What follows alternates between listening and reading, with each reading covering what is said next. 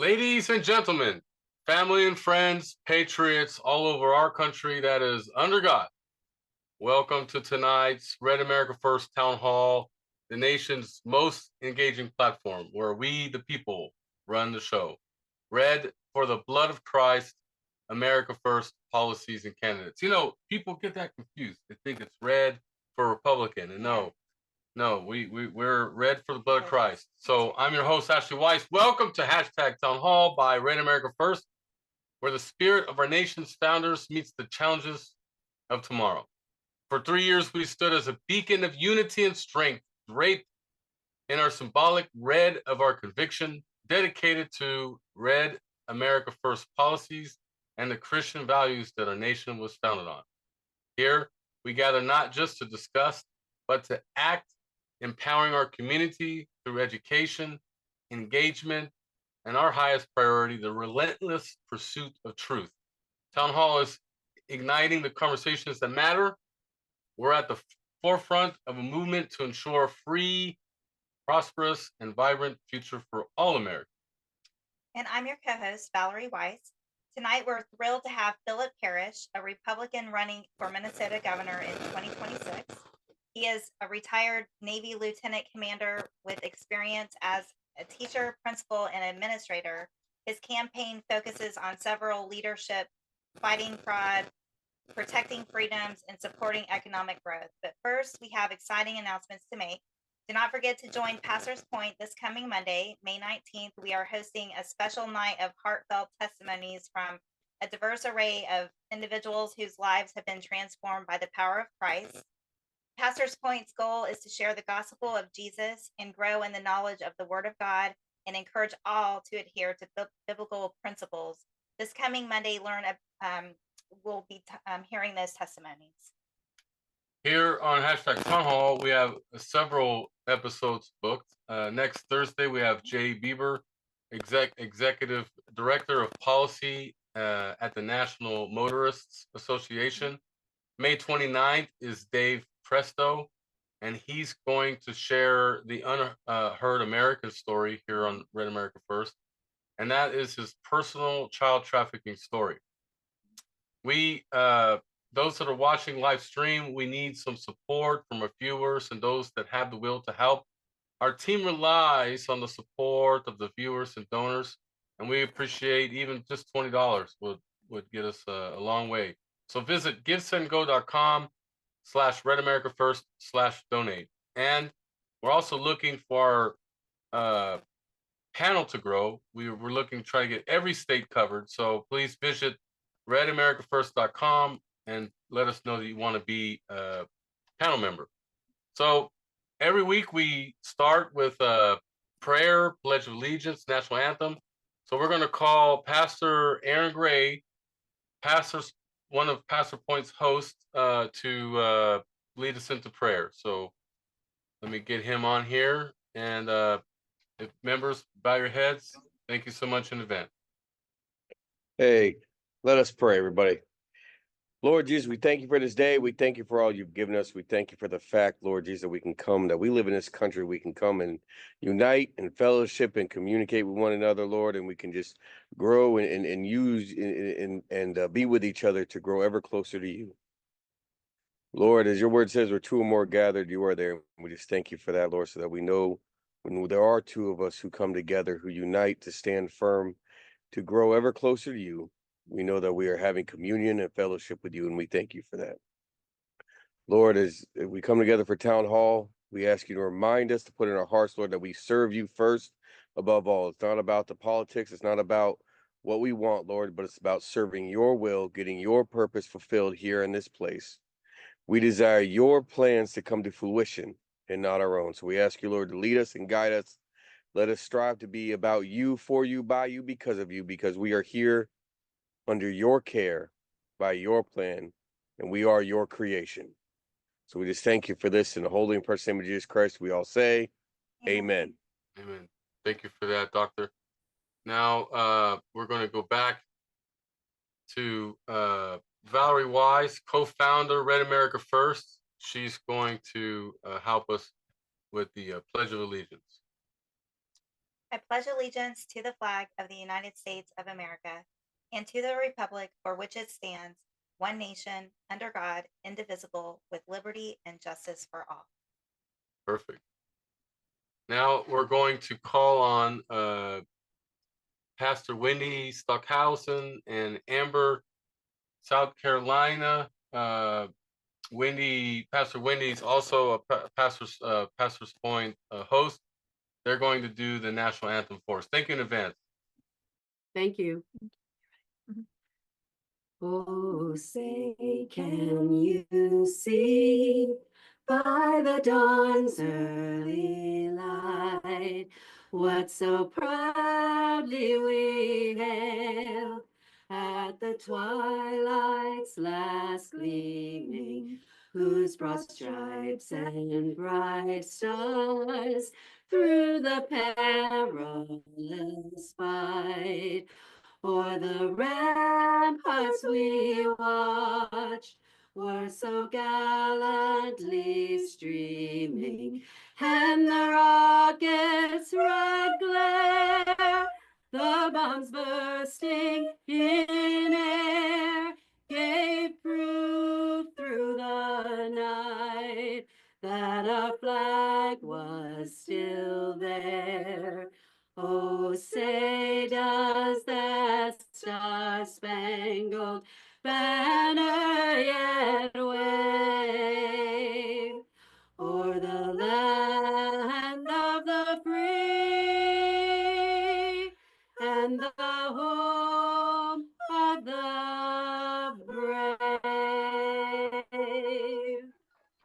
Amazing job, Pastor Wendy and This is Amber. beautiful. Good job, guys. Wow, that was really good. So, was. geez, let me get Phillip up here. Phillip, what a great way to start an interview with you, a gubernatorial candidate for Minnesota. That's got to be exciting because here on #Town Hall, we do not like what Tim Walz has done to your state. We're going to get into that, but what did you think of that introduction? That was amazing. Can we get some of that here in Minnesota? You might need you to come to an event or two, please. Yeah, Absolutely, that absolutely. would be cool. Well, we'll start with the first question. Phillip, Governor Walz's proposed budget includes significant cuts to education totaling somewhere in the range of $660 million Over many years. over many years, yeah, affecting non-public pupil transportation, special education, and programs like QComp. As a former educator and principal, what is your stance on these cuts, and how would you and your administration prioritize education funding to address the projected $6 billion deficit while maintaining quality education? Thanks for coming on tonight. Yes, thank You bet. So a little context, I am actually currently the executive administrator of Divine Mercy Catholic Churches and Schools in Faribault, Minnesota. And our private school, although doesn't depend on the state funding, it will have an impact on our school. And it's not just our school, it's schools across the entire state. It is very disheartening. He's making lots of political decisions that are in his best political interest for his agendas with his supporters. you. As you get to know me and you've read my website maybe, and more people after this video might read some more about me, I am definitely a very fiscal, balanced budget type of person. As you saw the Doge reporting coming out of this federal government, the very same thing is as true or worse here in Minnesota. Governor Walz and the MNDFL have aligned themselves with supporting people that, whether people are offended by the term illegal or not, or that's really indifferent to me. But the point is, you have citizens of the state of Minnesota who are getting put in the back seat, and people who, it's fine to have the support of individuals who need refuge and who need support to get started in our communities. But unfortunately, as proven by several of the fraud the fraud investigations in Minnesota, Mhm. these intent is quite clear that there's money laundering involved, there's fraudulent activities. I was one of the original whistleblowers for the daycare fraud in Minnesota. We can go into that story in a little bit maybe. And Feed Our Future fraud during COVID was a carbon copy of the daycare fraud that I helped expose in 2017 and 2018. And these policies and agendas that they have aligned themselves with here in Minnesota have left an open door for them to instigate and or set the stage for fraud that is simply pulling money, stealing money from our citizens and our children, and supporting others. So my intent is to be very hard on the fraud, hawkish. Maybe in another get too far down a sidebar here, but my career and my expertise leads very well to exposing, investigating, and exposing and taking action against the fraud. Might be a little bit off track to your basic question, but one of the examples of how to save money, and I know this because I am a former teacher, I'm an administrator. I did a research project when I ran for governor in 2018, and I tried to discern how many educators and policymakers are there in Minnesota. And in that process, at the time, I'd have to do the research again, and I'm sure it's as bad or worse.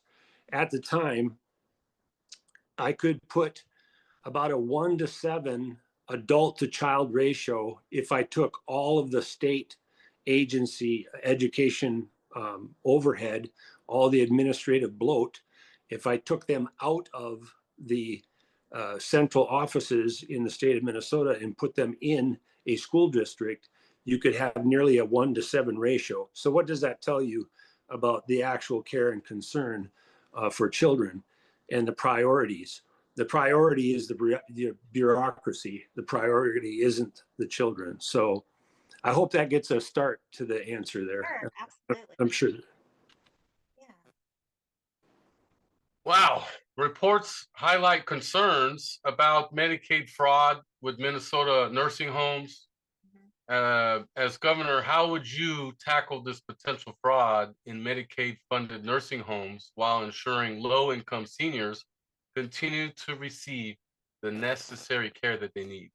Well, here again, the white-collar criminal activity in Minnesota is rampant. I've called Minnesota for about 20 years now, ground zero for white-collar criminal activity.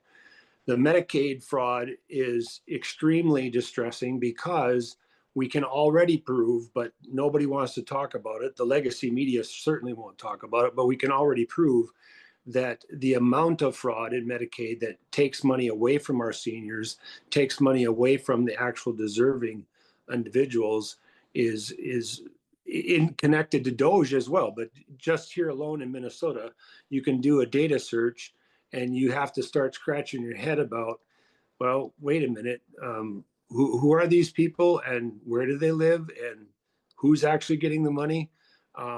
Again, people don't want to talk about this very much because it's disheartening to the average Minnesotan to think that their government's lying to them to that extent. But at the end of the day, you have, like DOJ did on the federal level, the same is true here in Minnesota.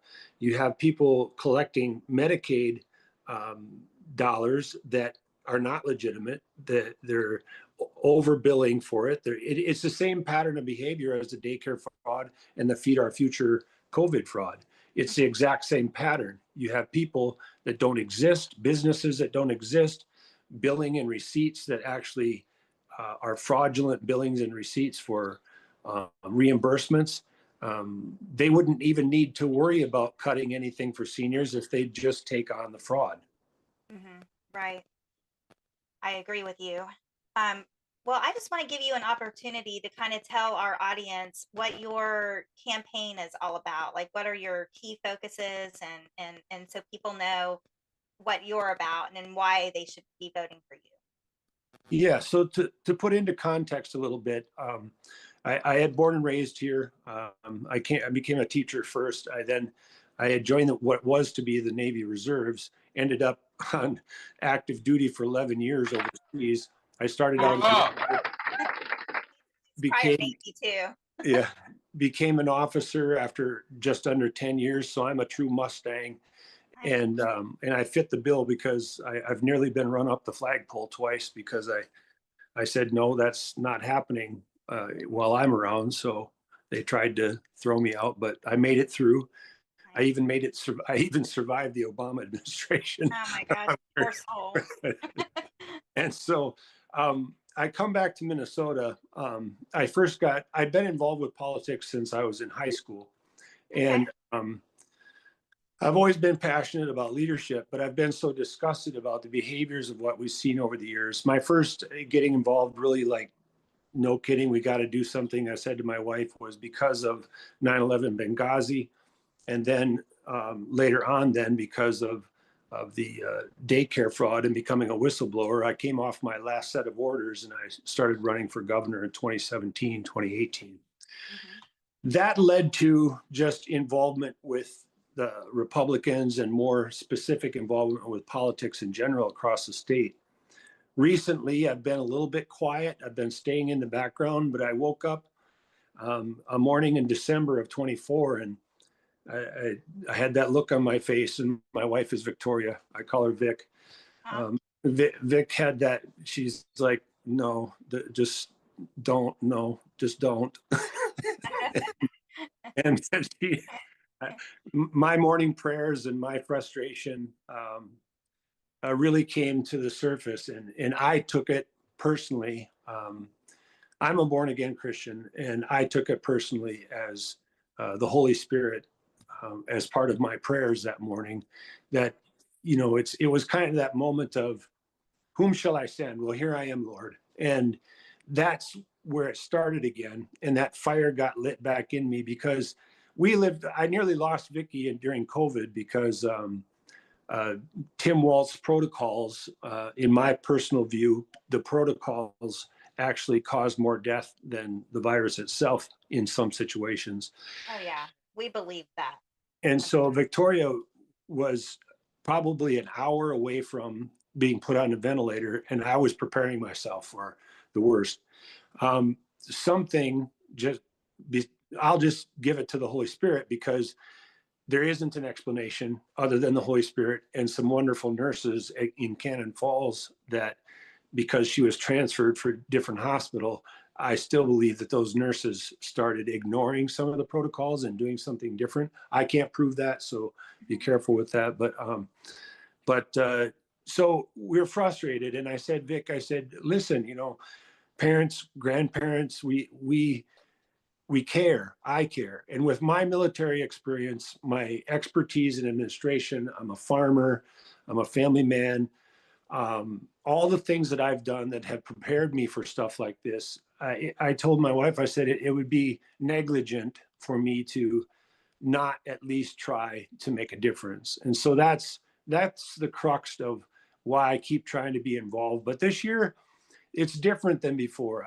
I think my first involvement with political activities, I usually got involved because I was more than passionate. I was almost like angry, this has got to stop. Rah, This year is different. It feels different. It's there's something going on that I can't put my finger on. Again, I just leave that kind of stuff to the Holy Spirit.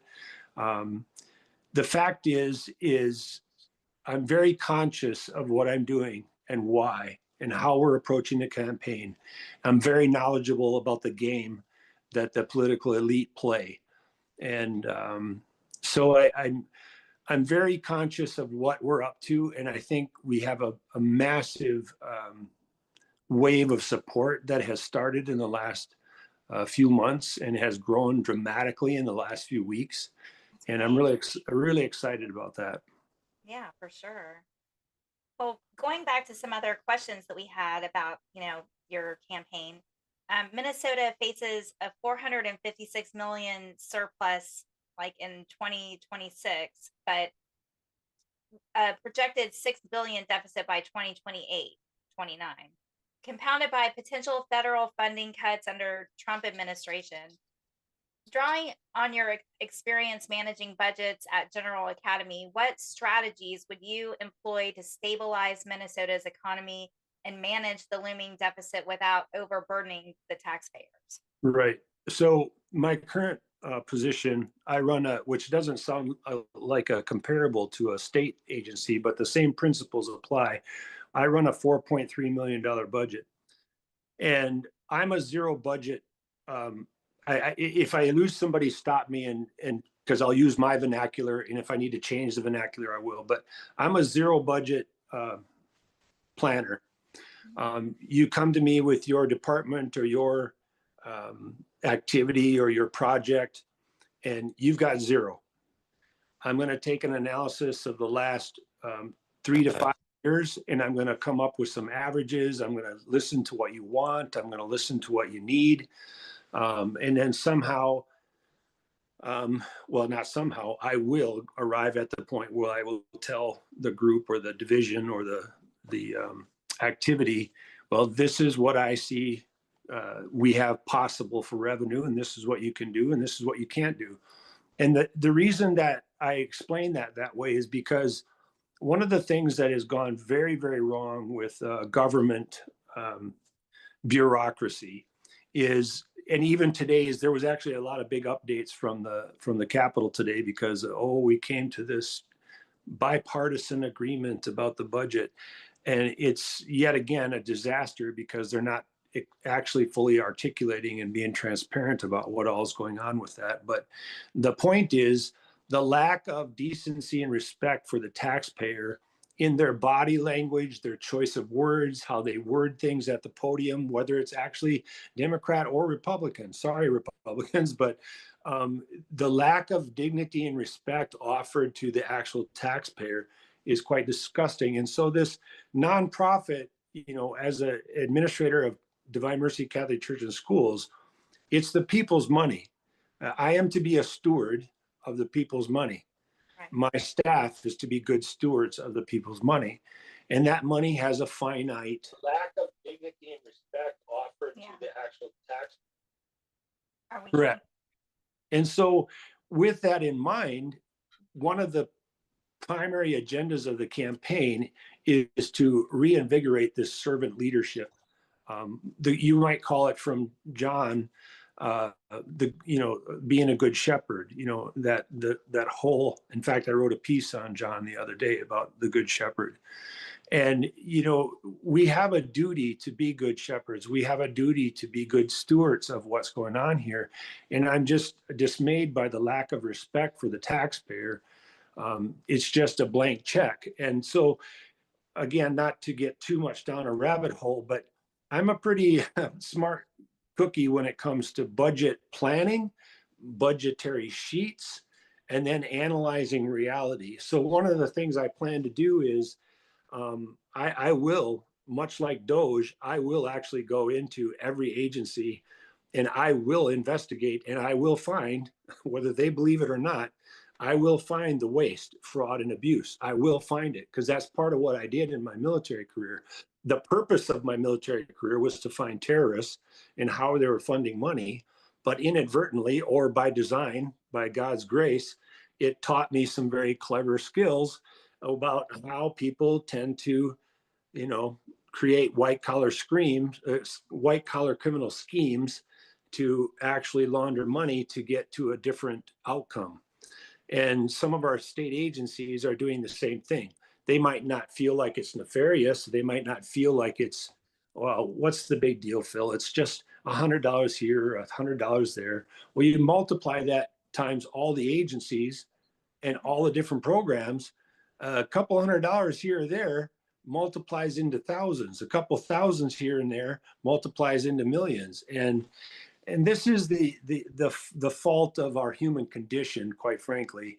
We have a tendency in our human condition to, we don't want to cause, especially in Minnesota, we don't want to cause discomfort. We don't want to upset anybody. Come on, Phil, what's the big deal? Well, it is a big deal to the mom and dad that are trying to feed their kids and are trying to go to work.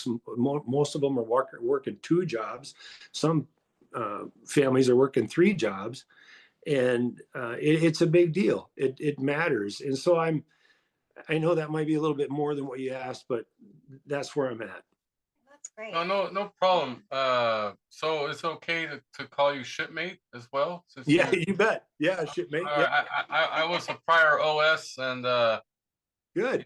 I noticed that you were a naval intelligence officer. So let's talk about that. You've navigated complex systems. So let's talk about a complex system like Minnesota Medicaid program facing potential federal cuts of $2 billion annually, impacting about 230,000 residents.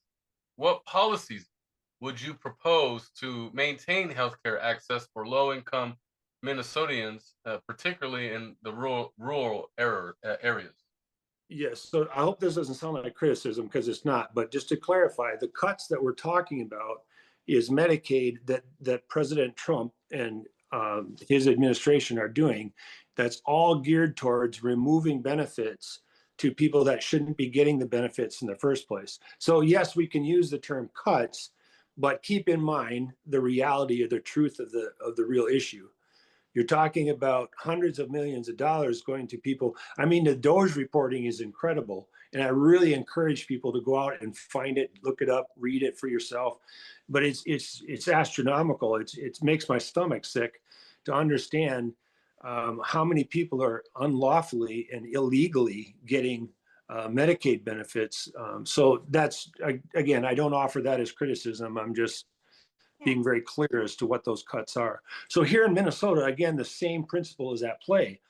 We have thousands, if not tens of thousands, of people in Minnesota that have no business getting Medicaid funds. It's just simply the fact. It's not hyperbole or a conspiracy theory story. It's a fact. It's a documented fact, even by their own documents. We have currently a big initiative to have fraud investigators and a fraud investigation committee in the legislation.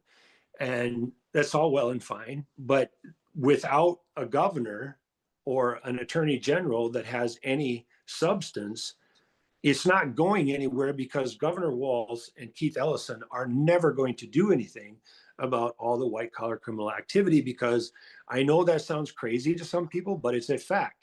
They're benefiting from that white collar criminal activity in Medicaid. It can be solvent, it can be balanced, and all of our seniors can have everything they are expected to have without damaging anyone's access, if they just take care of the fraud and all the people that have no business getting Medicaid funds in the first place. Perfect. Those that are watching the live stream, join the town hall panel so you can integrate and interact with guest speakers like Phillip Parrish, running for Minnesota gubernatorial candidate.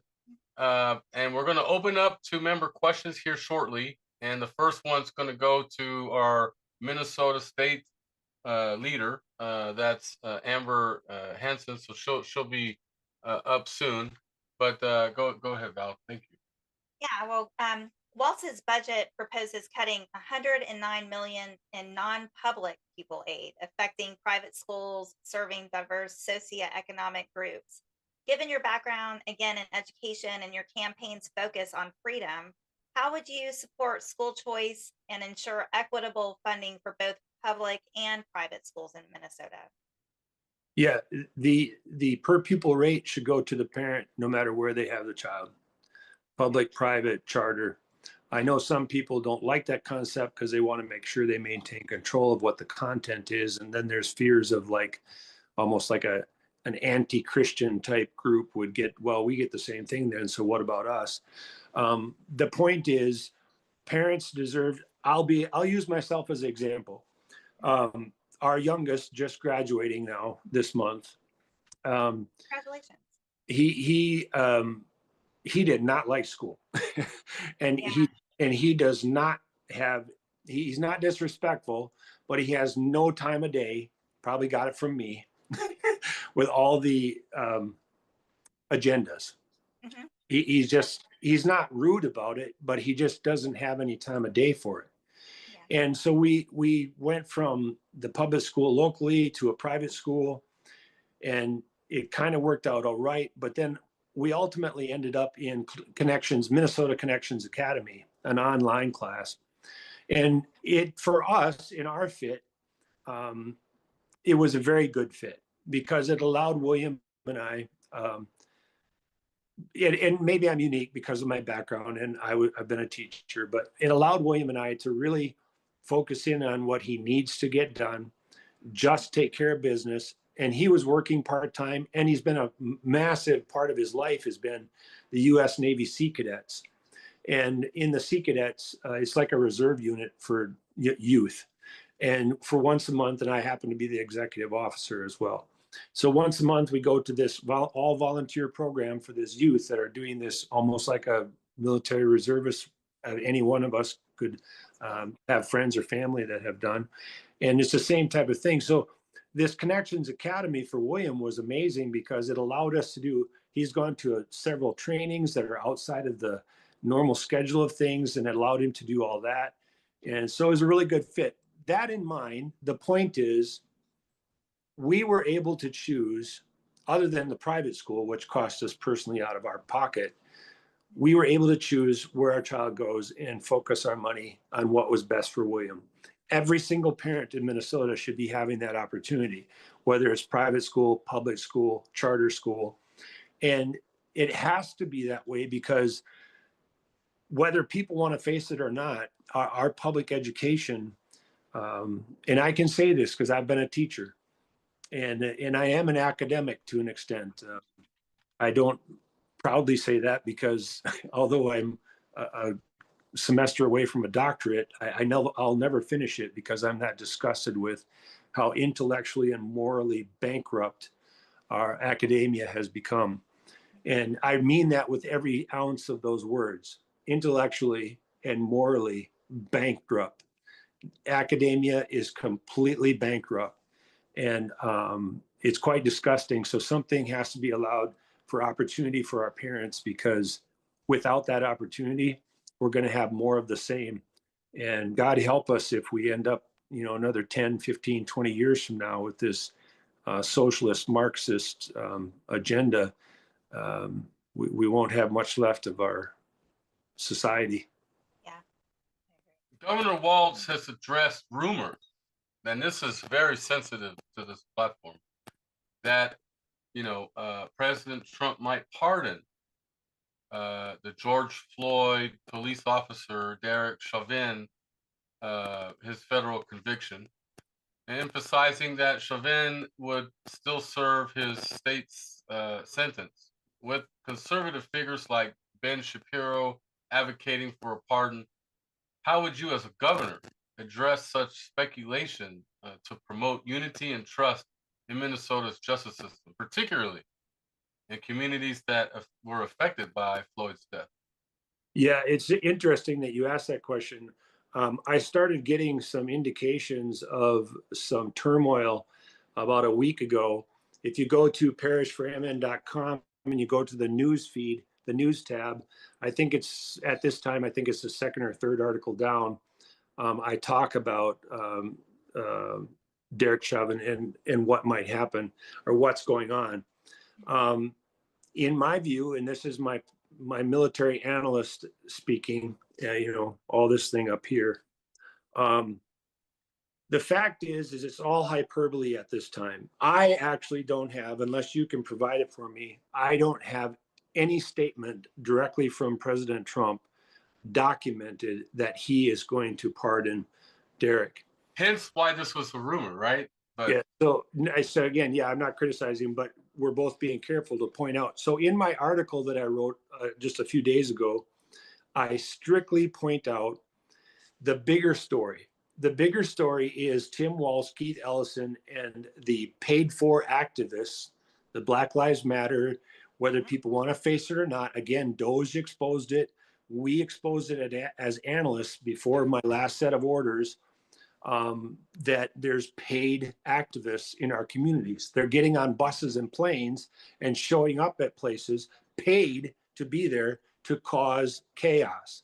So I call these agents of chaos. These agents of chaos, which is including Tim Walz, is an agent of chaos.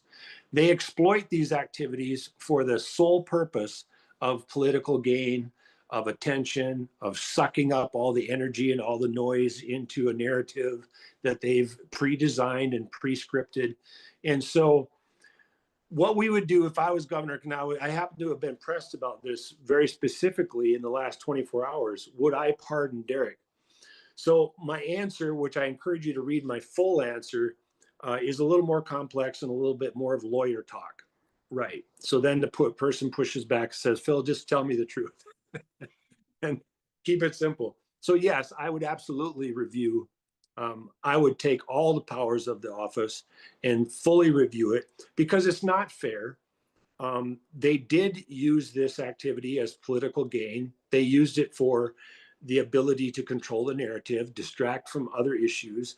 And none of that is fair to Derek or any of the officers that were charged with crimes in that episode.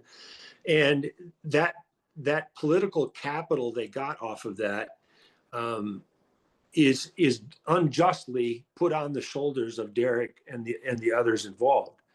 Now, is there activities that went on that required discipline? Without question. But if you look at the sentences and the dual jeopardy or double jeopardy issue of the state convictions and the federal convictions, which is highly questionable in the first place, and then you take into consider, Liz Collins has a great piece from Alpha News, has several great pieces about this that people should watch. Minneapolis Burning, I think, is Liz Collins' piece as well. The bottom line is what has happened to Derek is unjust. And I would review the whole thing. And so back to what's the real story here? The real story is Tim Waltz and Keith Ellison and the MNDFL, they are using this yet again to cause distraction and to incite the flames. So my piece that I did on my website is to try and warn Minnesotans, please don't listen to these agitators. Don't listen to these people that are inflaming things. Get to the truth, get to the real story, and go for there. At this time, I have no evidence that President Trump is going to pardon him. And even if he did, yeah, you still have to serve out the state sentence. But both sentences compared to the other part two of this story is what an injustice going on here. So on one side of the story, you're going to put Derek Chauvin in prison and convict him on the state level and a federal level. So double jeopardy plus the extreme sentences, while you turned other people that did far worse crimes, turned them loose, never prosecuted them, and then they keep coming around and being perpetrators again. And so I have another piece out, like really recent, like in the last 12 hours, talking about the additional criminal activity, that the double standard. The double standard, if you think DC is bad, the double standard in Minnesota is horrifying. Absolutely. Pretty much everywhere. So now we're going to bring our Minnesota state leader here, Amber Hansen, to interact with you a little bit. Phillip, go ahead, Amber. Thank you so much. Hello. Thank you for coming on, Raf. It's amazing to have you tonight. I was just wondering, how are you going to combat like the corruption and like the family service, like CPS type stuff that's going on? Yeah, here again is very personal to me because I can tell you earlier on in my life as a married person and father, I was personally, well, even as a child, I was witness. I was from a broken home, and the bias and corruption in Minnesota is more than, again, it's not hyperbole, it's more than provable. So I can relate to it and have experience with it as a personal life. I also, as the administrator of Girard Treatment Programs, which is a school for emotional behavioral disorders in Austin, Minnesota, my first 7 years as administrator was dealing with students, as you might imagine, that were coming from all kinds of different situations. Unfortunately, the truth is a lot of that, what you're talking about with Child Protective Services, was mixed in there. And as an administrator and just a caring father and teacher, it was horrifying to hear some of the attitudes and behaviors of some of the professionals. Don't get me wrong, we have some amazing professionals out there that do incredible work. But we have this agenda in Minnesota, nothing against mothers, but mom is the angel and dad is the devil. And there's no in between. And in Minnesota, more often than not, and it's not every case, but in my experience, more often than not, extreme injustice is done to fathers in Minnesota. That in mind, there's also unthinkable things that have been done to mothers by these well-intended, if I may be so bold, liberals who come up with magic fairy dust and unicorn, you know what, to fix everything. What I've seen done to mothers and having their children ripped from them, it's very disturbing. So what can be done? Cleaning house. I won't have the power to like walk in and fire everybody, but I will have the power to appoint specific people to attend to accountability and oversight. And in that accountability and oversight, I will get word very quickly who is operating under an agenda that is outside the law and who is operating within the law, trying to do what is best for parents and children. No matter what happens, it's a very difficult process. I can personally attest to that. But at the end of the day, with no pushback on this agenda that's been operating in social services, child protection services, Department of Education, this very unhealthy and inappropriate, morally broken mindset it has got to be confronted and talked about openly. Right. I also have a question. How are like the landlord tenant issues? Because there's a lot of slumlords in Minnesota and they seem to use the court system as their own personal like banking. Like they don't want to fix nothing. And then when you bring it up to the courts will roll over and be like, nope, let's kick them out. They'll push more money out. Then we'll take them back to court and go back. Even if you file emergency remedy tenant actions and so forth. And no matter if the attorney general, like you can have proof of the landlord's attorney and so forth. Like in our case, they committed perjury, right, to the attorney general. We had proof of it. And the attorney general just did nothing. The judge and everybody, like, you know, and we're like, our ceiling's caving in, you know, and they did nothing. And instead, me and my husband removed ourselves right out and moved our kids into a safer place. And now they think that they're going to come back and try and get money that they told the court that they already fixed and paid for the problem. And nobody's listening. So I was just kind of wondering, how is that a little bit going to fix in Minnesota? Because that's really bad also. Yeah. So Amber, you're telling a very familiar story and you essentially answered questions for me because it's not something that you've made up. And isn't it curious how the liberals or the MNDFL are all about caring everybody, you know, we're going to love and hug and care for everybody. But, don't look over here where the reality of the Ambers of Minnesota are facing this criminal scheme that is clearly premeditated. You're describing and witness to it, this criminal scheme, circular activity that you have personally witnessed is real. And many people in Minnesota know about it, but nobody was talking about it. And what is the Minnesota press doing? There's no journalism. There is no journalism in Minnesota.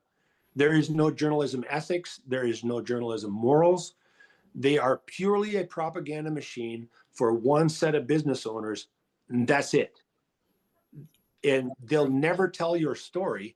So we need people to tell your story. and to confront the judicial process and to confront the very, well, in public, well-intended legislative policies. But then in the background, you see that through the, read between the lines, it's all to create this cycle of fraudulent activity and steal the taxpayers' dollars and never really help Amber and her family, or Joe and his family, or Sally and her family. And so probably you need to make sure that you're part of the team here in Minnesota. I also had another question. How can we get you up in the rural area up north here so that we can maybe get people around here, so you can speak out this way? Yeah, so if you get to the events tab on the parrishformn.com, you're starting to see the populated events. They're not all on there, but you're going to see right now May is closed with what's published and what I'm already doing. June is soon to be closed with events. And then when we get into July and August, so I'm actually in Duluth for sure, the 6th of September for the Republican Women's Convention or group that they have up there. And then what we'll probably do is, because that's September 6th, we'll probably have several events in that area around the same time. So it's kind of a efficiency in travel and stuff like that. But there will be events throughout the state. And if you'd like to host an event, send me an email. I think, Amber, you can get my email fairly quickly from the group here. And I think I already have it, I think. Yeah. And send myself and Heidi, the campaign manager, send us an email. And if you'd like to host an event, and don't let that scare you. It's easy to do. We'll help. No, I'd be honored to do it. So very good. Yeah, we will get. Red America First will definitely Absolutely do this with Amber, and we'll host an event with you, Phillip. Okay. Perfect. And that's all the questions I have for right now. I'm sure other people have tons of questions, so I'll let them start asking. Perfect. Thanks for helping me get them on, Amber. So Rosemarie, before you ask your question, Doug's up, but text me your question in case your internet's flaky, okay? Doug, Texas, Lone Star State. Go ahead with your question to the Navy Intel officer. Thank you. You don't want to get me started on that part, do you? I'm Air Force, so Air Force. All right. That's good. No, my question is down here in Texas, and I see it, worldwide, is that, the plan to keep children, dumbed down. And I think you can point back to the whole Rockefeller system years ago and a few other things, but let's not get into that. Let's just talk about status quo. And, has been, obviously an agenda, throughout the schooling system. And you touched on it a little bit. And kids are our most important, asset for the future. What would you do? What would your mantra be? I mean, you can either give me classes or things like this. And I mentioned, just because I've used it before, as the Kaufman test of academic achievement. But, how would you structure an education system up there? And not only for there, it would be utilized if you could change things. Much like Pete Hegseth is walking into the Department of Defense and saying, this, and this is stopping today, and here's why. I know that I'll win some enemies from the Department of Education for that kind of style, but here's the deal. Like I mentioned, the education department is intellectually and morally bankrupt. Yeah. Academia, especially here in Minnesota, is completely bankrupt. So reverse engineer it. What do our children need? Our children need to be able to have skills and skill bases and knowledge to actually be, hopefully, to have a future for themselves and not be dependent on government. And so in doing that, I know that sounds rather big picture, and there's lots of steps. Are you still there? Okay, somebody just tried to call me. And so that's a big picture, view, 30,000 foot view, but reverse engineer it and then put in the steps in place. We've had wonderful education in Minnesota at times. We've had goals and objectives that are tied to reading literacy at certain ages, our math literacy at certain ages, and so on and so forth. But then somehow we've got into all these social agendas, which has nothing to do with helping our children be prepared to deal with life. I think, although it's not an academic question, there also has to be some attention paid to where have we gone wrong with, instead of coddling and enabling every little whine and whim, life is tough. Life is hard. Why aren't we talking about skills to cope with life as it is instead of avoiding life or avoiding the consequences of the truth or reality? And why not mental health be just confronted head on? Mental health is important, but confronted head on. Why are we coddling and enabling people? So academic pieces, social interaction that has to do with mental health, all need to come back to a more grounded principles that are intellectually and morally plausible and identifiable. Just to add one thing in there, and I'm sorry to interrupt, is I would always, and it's always baffled me, my parents were both teachers, is why we never taught finance to kids. It should be from ground zero until you get out of high school at least. And then they could balance a checkbook or know what a bad loan is or things like this. It just always blew my mind as something that we utilize every day. Most people don't have a clue, and I'm still learning to this day. Yep, exactly. Perfect. Thank you, Doug. A very good question there from the Lone Star State. We're going to try to get a question from Rosemarie. She is our editor-in-chief of the newsletter, and she's been having some internet trouble. So let's see how her question goes. Let's see. Go ahead, Rosemarie. First of all, I'd like to thank you for being and sharing all the information you have been sharing. I was I'm a former teacher and administrator myself, and I am happy to hear that you will be implementing zero-based budgeting, because I think that's a great opportunity to save money. But with regard to the curriculum, I'm sure I don't know, maybe you aren't aware about many years ago, was the Secretary of Education, I believe it was under Eisenhower, Moreland, who said that we are taking a heterogeneous. And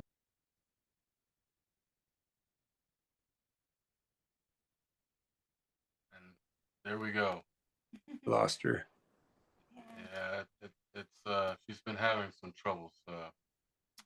We'll get California up here next. He lives in the central part of California, so be a little easy on him. I know he lives in one of the blue territories in our country, but go ahead, Larry, with your question. Nope, I appreciate that, Ashley. Yeah, I honestly, I think we're gaining ground. I wouldn't be surprised if we can get a new governor candidate in here. I think that will obviously.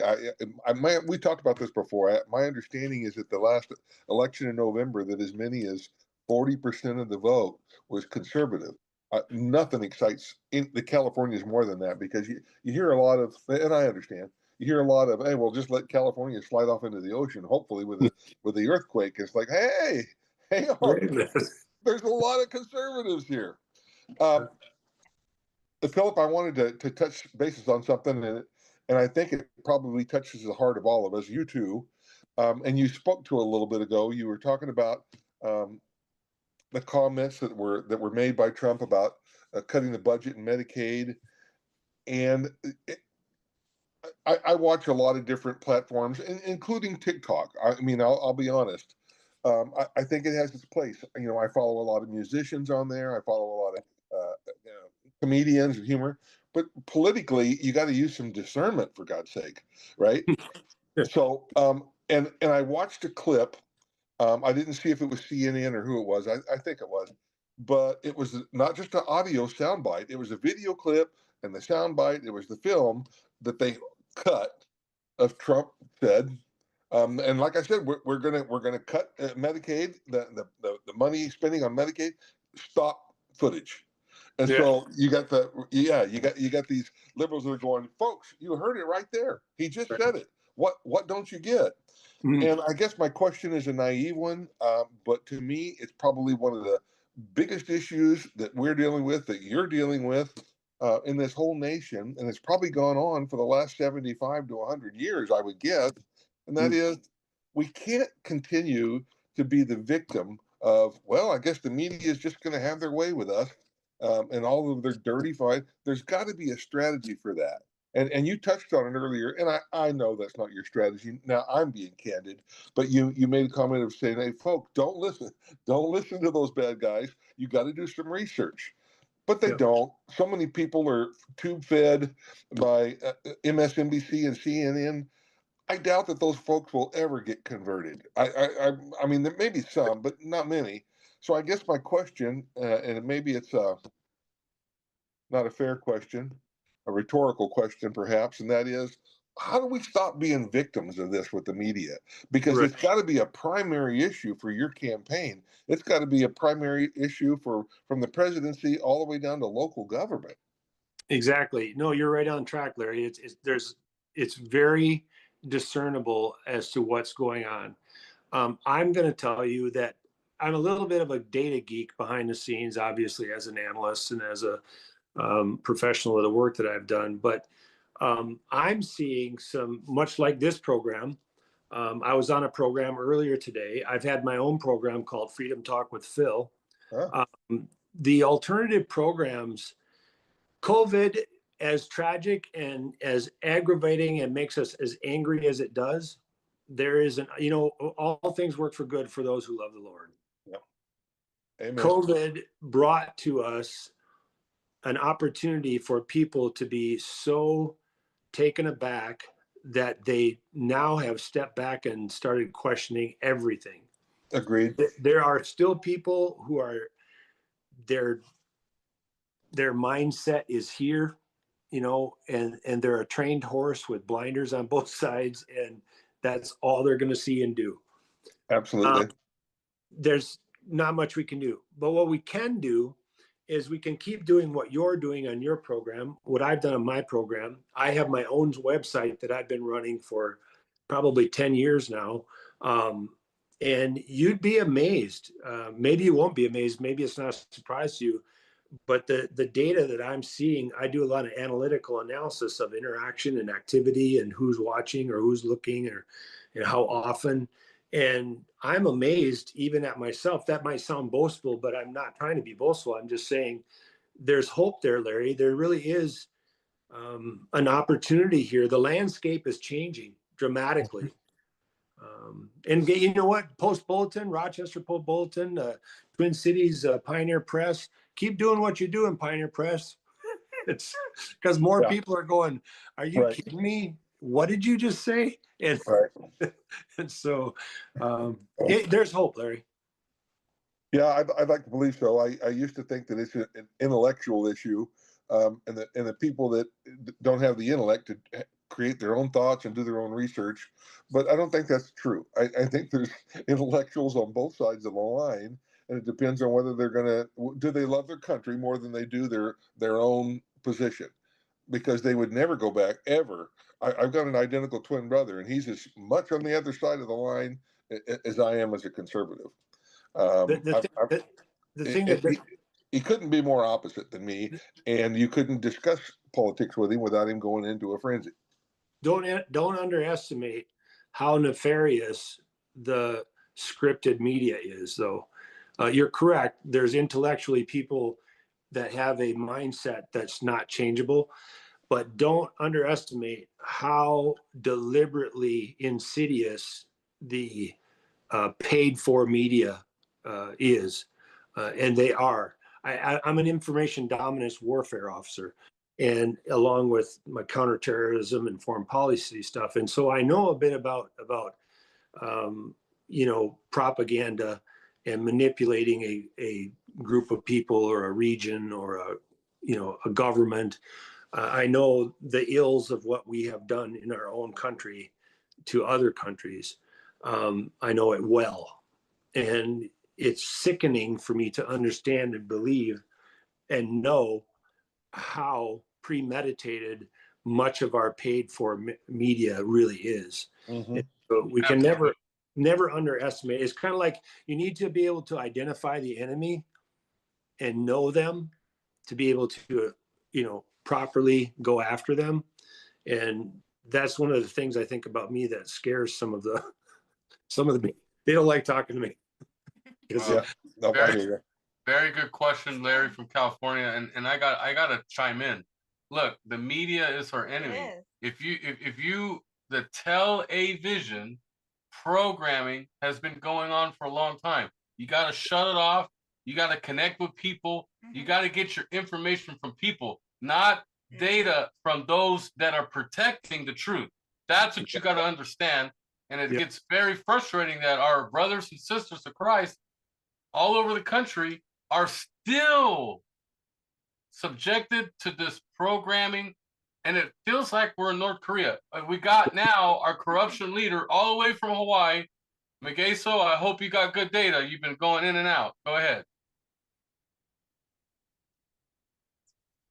And Thank you. I'm in a car driving, so a passenger. You mentioned a lot about accountability and transparency. Well, over the last 4 years, or let's say more, in Minnesota, a lot of jobs were lost, a lot of people's health was injured, some died due to COVID and the propaganda that was spread by politicians and by the media. As most specifically, I would say the Department of Transportation for shutting things down, Department of Health and Human Services, and more. What would you do in your Attorney General or your administration to hold these people accountable that ruined many lives in Minnesota during COVID with also the bioweapon jab? Yeah, so much like you're seeing at the federal level, where Kash Patel and Pam Bundy are starting to make some progress, it's going to take some time. So I'm not going to blow smoke up your tail telling you that on day one, these people are going to jail.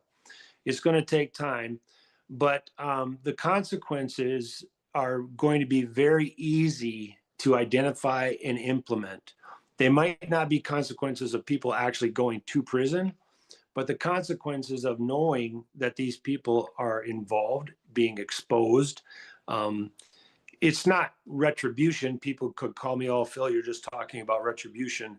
But the bottom line is these people who are operating these decisions and making these horrifying protocols, they have no business ever being in office again. I will assure that is identified. It's kind of like I'm the safe environment coordinator for our part of the Archdiocese in Minnesota. And as the safe environment coordinator, if I do a background investigation, I dig into, because you can't be anywhere near a child if this, and this is going. Same principle as play. You were a part of the COVID scam. You were a part of everything that was wrong about implementing and controlling people. Your name is on the wall, and we're going to make sure there's consequences for your ability to have employment in Minnesota. You will not be a bureaucrat in this state ever again. I hope to be able to have the pleasure of doing that. If that sounds like retribution, I'll deal with that with my Lord and Savior in heaven. But amen. Yeah. Perfect question from Hawaii. Thank you, Megeso. Sorry that you're having some connectivity there. So now let's go to South Carolina. Wendy Stockhausen, co-host of Pastor's Point. Go ahead with your question. Thank you.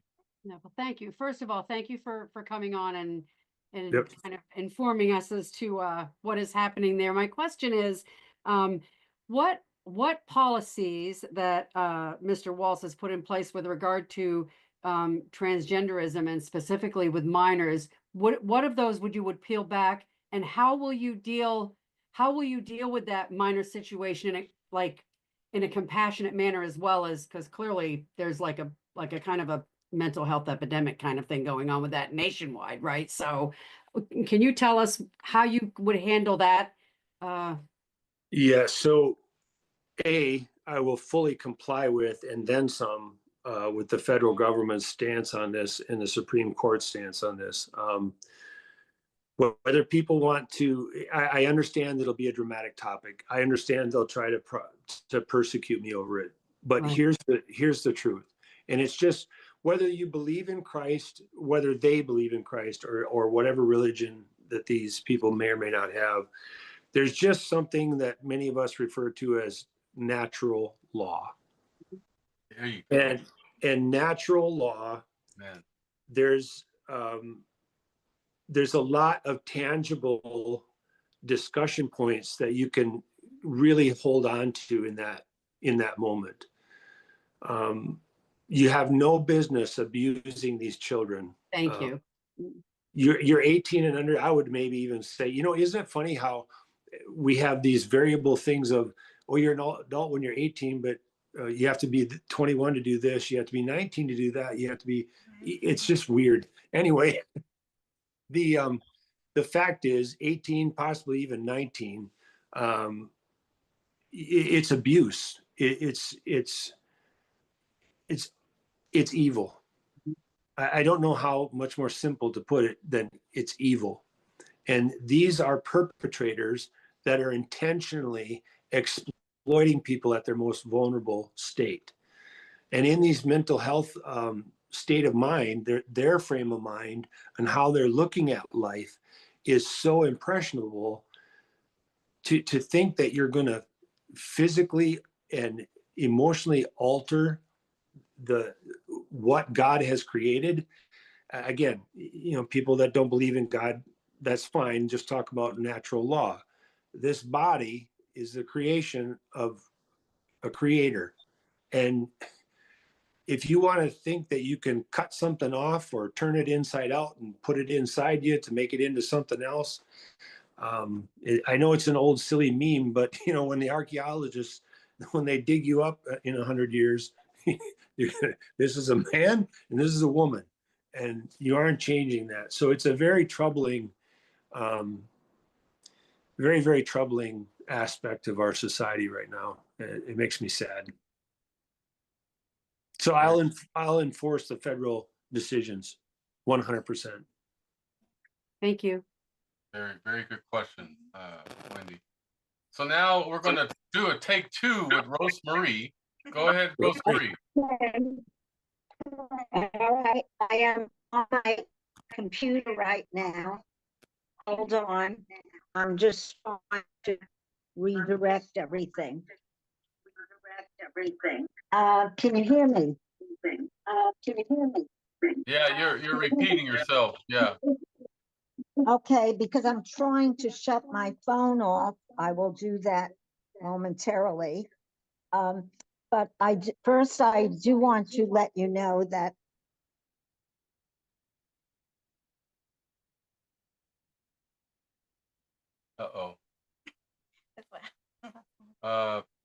Rosemarie, your phone was your microphone, not your computer.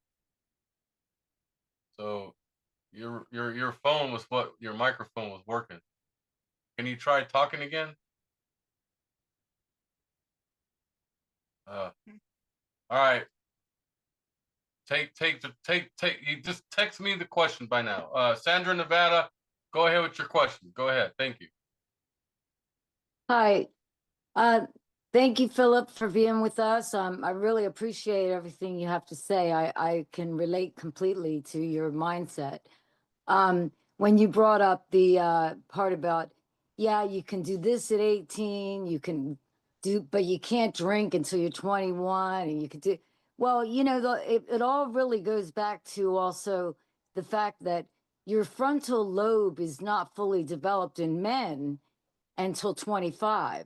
And that is where your critical thinking comes from and things like that. That which would be needed in a voting, even in a voting scenario. So I almost wonder about, the influence that they take in, and they, I know damn well I thought totally different when I was 18. and now I'm 65.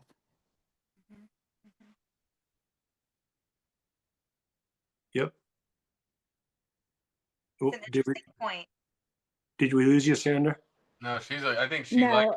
she likes what you're saying, I think. Oh, okay. Yeah, I thank like you. what you're saying. I was just pointing out, that's, I can totally understand where, like, they're influencing the children so early, and really they're still children at 18 and 19. They are Yeah, but in their mindset. you're making me think of something that you're not asking really, but I'd like to kind of add something to what you're saying. I agree, but then again, I've met some extremely pragmatic 16-year-olds. I Oh, mean, yeah, that would yeah. blow your mind away. But here's the interesting aspect of what I think is behind what you're articulating and what I've articulated. Here's the interesting aspect, and it connects to the previous questions about education. I learned something. One of the few things, I love my father, no disrespect, but I, like every parent, that we have our days. But the one thing he did say right to me early in my education degree and early in my teaching profession, he said, Phil, most people want to meet expectations. And 30 years ago now, that I didn't fully deal with what he was trying to tell me, but I reflect on that quite often, and I reflect on where we're at with education or our expectations of what an adult is.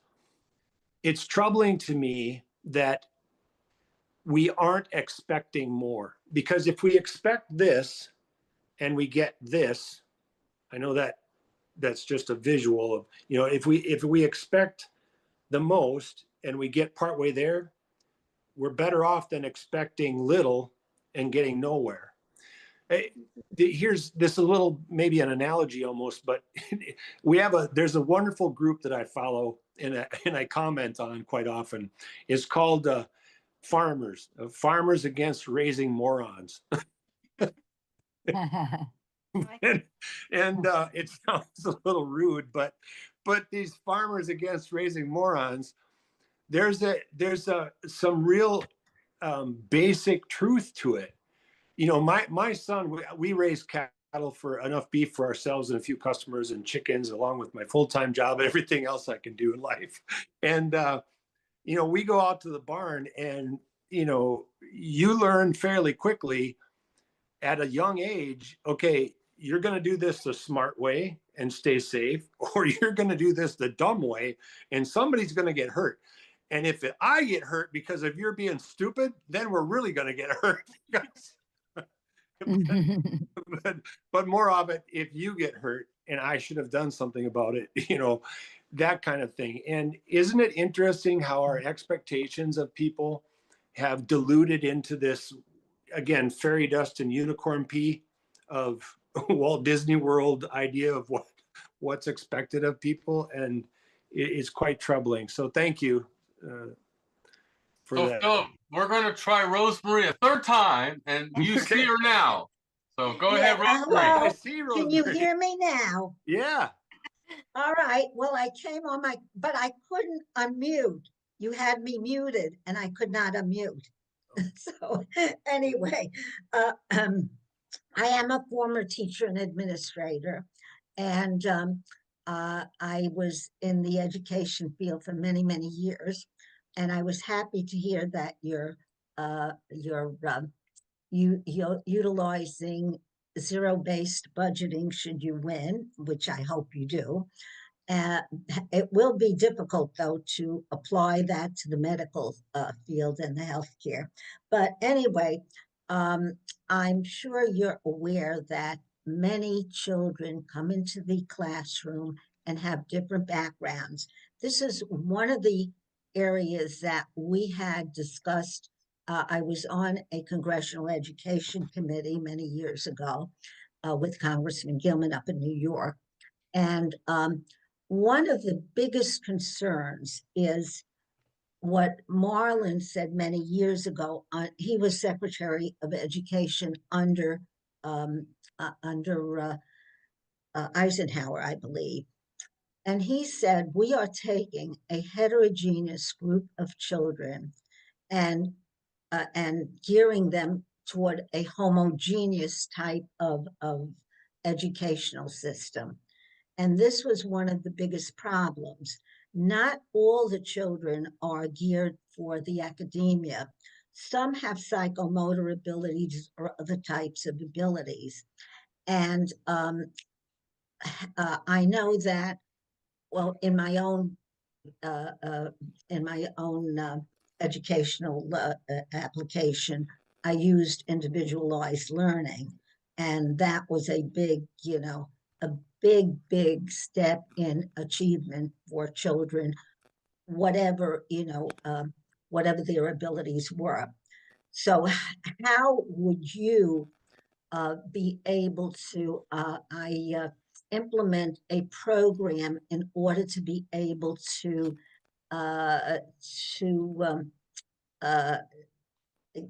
give an effective educational system to all of these children with different backgrounds? Would you be inclined to having these kind of diverse educational curriculum programs or so forth? Absolutely, Rosemary. So do you know of a book that I would refer to called Multiple Intelligences? Yes, I'm familiar. Okay. So very good. Good. That's a good baseline. In fact, I did a whole thing on that when I did I had a grant, and I had the multiple intelligences, which I used as well. Yes. So this is a secret. So I know we're on live and we're spreading the world, but I was a music teacher. Don't laugh too hard. Wait, what instrument?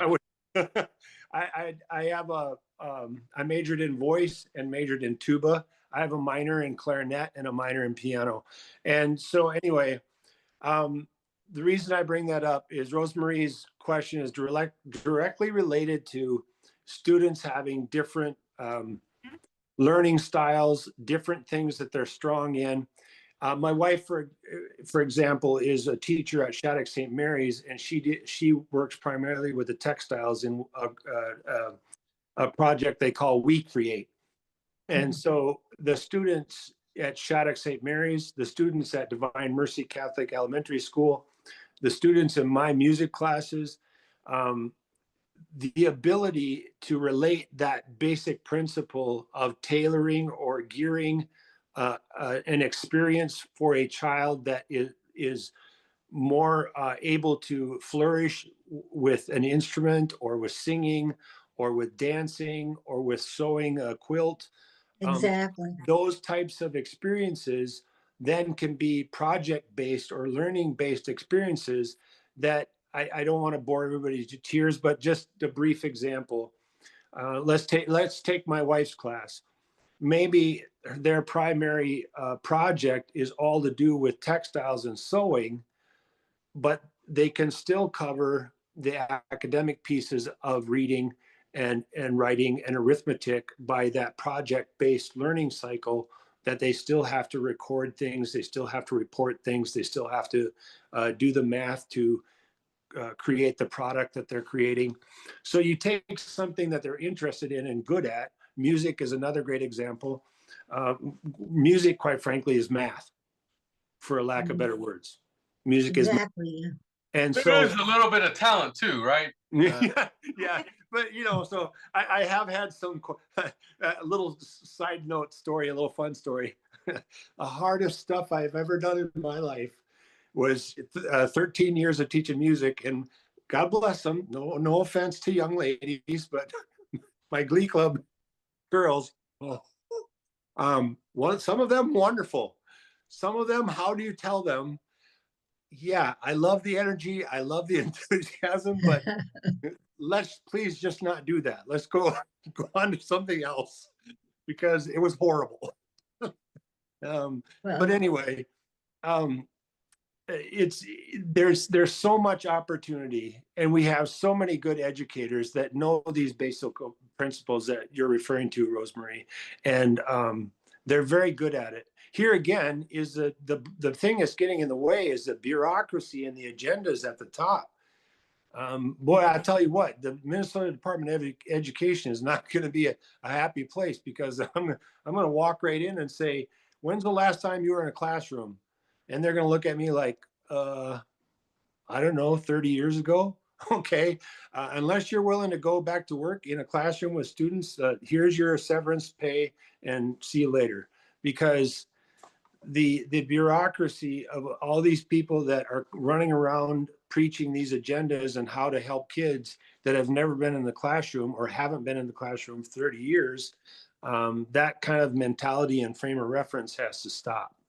It's exactly, and I play piano too, so I can relate to the I'm a horrible the I'm mathematical. But yes, the problem also is in education. When they get extra monies, what do? It does not go into the classroom. It goes into the administrative, sector, and we become top heavy with administrators. And I think that's another concern that you will address at a certain time. But these things have to be addressed appropriately and effectively. And I think, from what I gather from your discussion and your responses, you will do very, very effectively. Thank you, Rosemary. I appreciate it. And for the record, we need you to have your beautiful face on all the time, Rosemary. Thank you for your question. Now, we're going to go to South Carolina for the last member question before we go into intel round. Wendy, Pastor's Point host, go ahead with the question. Thank you. So, with regard to... Wait. I stand corrected. A Minnesotian's got a question after you. Go ahead, Wendy. Okay. Sorry. Go ahead, Wendy. Oh, I'm sorry. I'm sorry about that. Okay. So my question is, so I was reading with regard to the crime rate in Minnesota, the Minnesota's ranked like 36 or something for high violent crime rate. What can you give us a couple of examples of what you would do to maybe make the families, your constituents, feel a little safer in your state, or make them a little safer in your state? Like, what do you have any thoughts about that? A, cooperate with ICE. For sure. B, enforce the laws. This whole idea of going soft on crime as some kind of moral high ground is again in that category of intellectually and morally broken. I don't take our children and say, oh, by the way, this rule and this rule and this rule doesn't really matter. As long as you do this and this, and as long as the end of the day kind of comes out all right, don't worry about all these things that you've done wrong. That whole mindset is just terrible. I mean, we have a group of people who, whether they actually believe in what they're doing or not, I don't know. This soft on crime philosophy, or is it more nefarious than that? I'm actually starting to lean on the side of it's more nefarious for intent. Bear with me just a second, but might sound like a sidebar, but one of the things that we know for fact in our military life, in our military planning and keeping people safe, and again, it's about meeting expectations. You have a situation where if consequences are not real and tangible, in a military environment, people die, people get hurt real fast. The same principle is at play. You have a rule of law. Sure, it might make somebody's day a really bad day and they didn't intend to have a car accident, or they didn't intend to do this, or they didn't intend to do that. But that really bad day is going to sit with them for a while, and they're going to hopefully make a better decision next time. That, again, natural law, that human condition piece of us, to ignore that piece of our humanity is really a disservice to all humanity. It's just not right. I tell my son every day, you know, especially in the hard conversations, and our youngest daughter too. I had a hard conversation with her yesterday. Like, she was asking me a question that clearly she knew what my thought was going to be and what my answer was going to be, but she asked it anyway.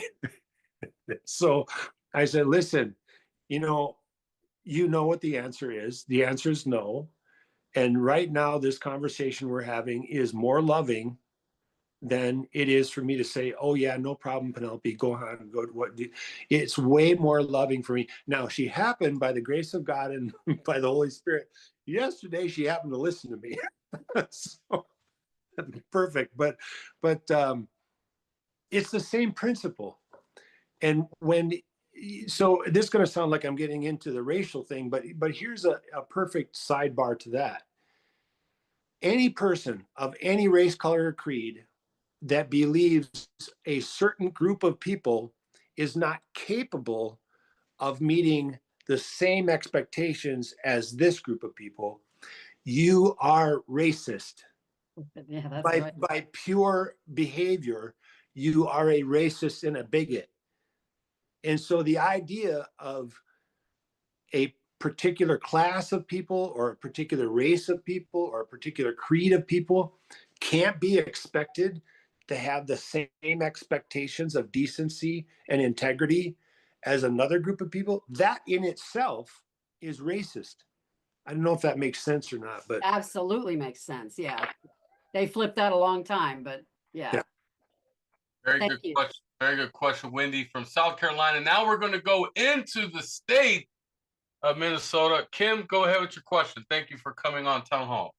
Thank you. So my question is, many Minnesotans in recovery from substance abuse disorders and those released from incarceration face significant barriers to reintegration. Such as limited access to housing, employment, and mental health services. As governor, what specific policies or programs would you propose to support the individuals that are rebuilding their lives and right? reducing recidivism? Isn't it so upside down and backwards, Kim? It's astounding, again, how these euphoric, lovely people that love everybody and hug everybody, but then when you look at the policies that they endorse and create, and it is the liberals, because they've been in charge for so long, they can't blame the Republicans for the policies. These policies that end up hurting the very people that they claim that they love and care about. So you have to ask yourself, well, what's the real agenda here? So yeah, we have to start being honest about these agendas, these policies, this legislation that ends up putting people in more difficulties rather than helping them. Now, some of those are complex and are going to have to be torn into every time a legislative cycle comes up and every time a policy comes up. But those that are in the governor's arena of like, this is done, do away with it, I will do everything in my power to equal the playing field, because especially for those, you know, some of the most brilliant people I have worked with are former substance abuse. And they're brilliant. One of the smartest men I've ever known in my life, to the average citizen, they would treat him like he's just a buffoon and an idiot. But his name was Kenny. He is still to this day and he was terrible alcoholic and drugs and stuff. And but once he recovered, he is one of the smartest men I have ever had the privilege of knowing. And you're right, Kim, he was treated terribly, no matter how much recovery and no matter how much proof of him making a change, he was never treated with equal respect and dignity. So I'll do everything I can. Okay, thank you. Very good question there, Kim. Thank you. So, Phillip, a couple of things from our side. We just want to know what was your experience on Town Hall? How can we be better on this? Hey, I think it's great. You know, you navigate through the challenges of our digital media very well. You probably on your end, because I've been on your end where I'm hosting things, and you feel self-conscious that we could have done this better, we could have done that better, you know. But hey, navigating this challenge of this digital world, you guys are doing great. Just keep up the good work. If anybody tries to criticize it or put you down, remember the only person we have to, the only one we have to please is our Father in heaven. Amen. Period. Amen. So with that being said, Amber and our organization's planning to try to host an event for you. And we would like to, when you get closer into the Red Hot campaign trail, we would like to have you come back. Would you come back? Absolutely, 100%. Yep. Perfect. Well, thank you so much, shipmate, for coming on tonight. And good That's luck a to your great 2026 campaign. We really hope that the chapter for Minnesota turns away from Tim Walz shady corruption to an American like you, where it could be more grassroots, more about the American people, less about the money and the shady shenanigans. So and agendas. Yeah, perfect. Thank you so much for coming on tonight, Phillip. Thank you all. Well done. That's Phillip Parrish. How do we get to your website, campaign website? PARRISH, the number 4, MN.com. So Parrish for MN. for the number 4 MN.com. Yep. All right, that's perfect. Get to that website, spread the news. Just take your favorite article that I've written and share. Remember to take the $1 challenge, to change Minnesota.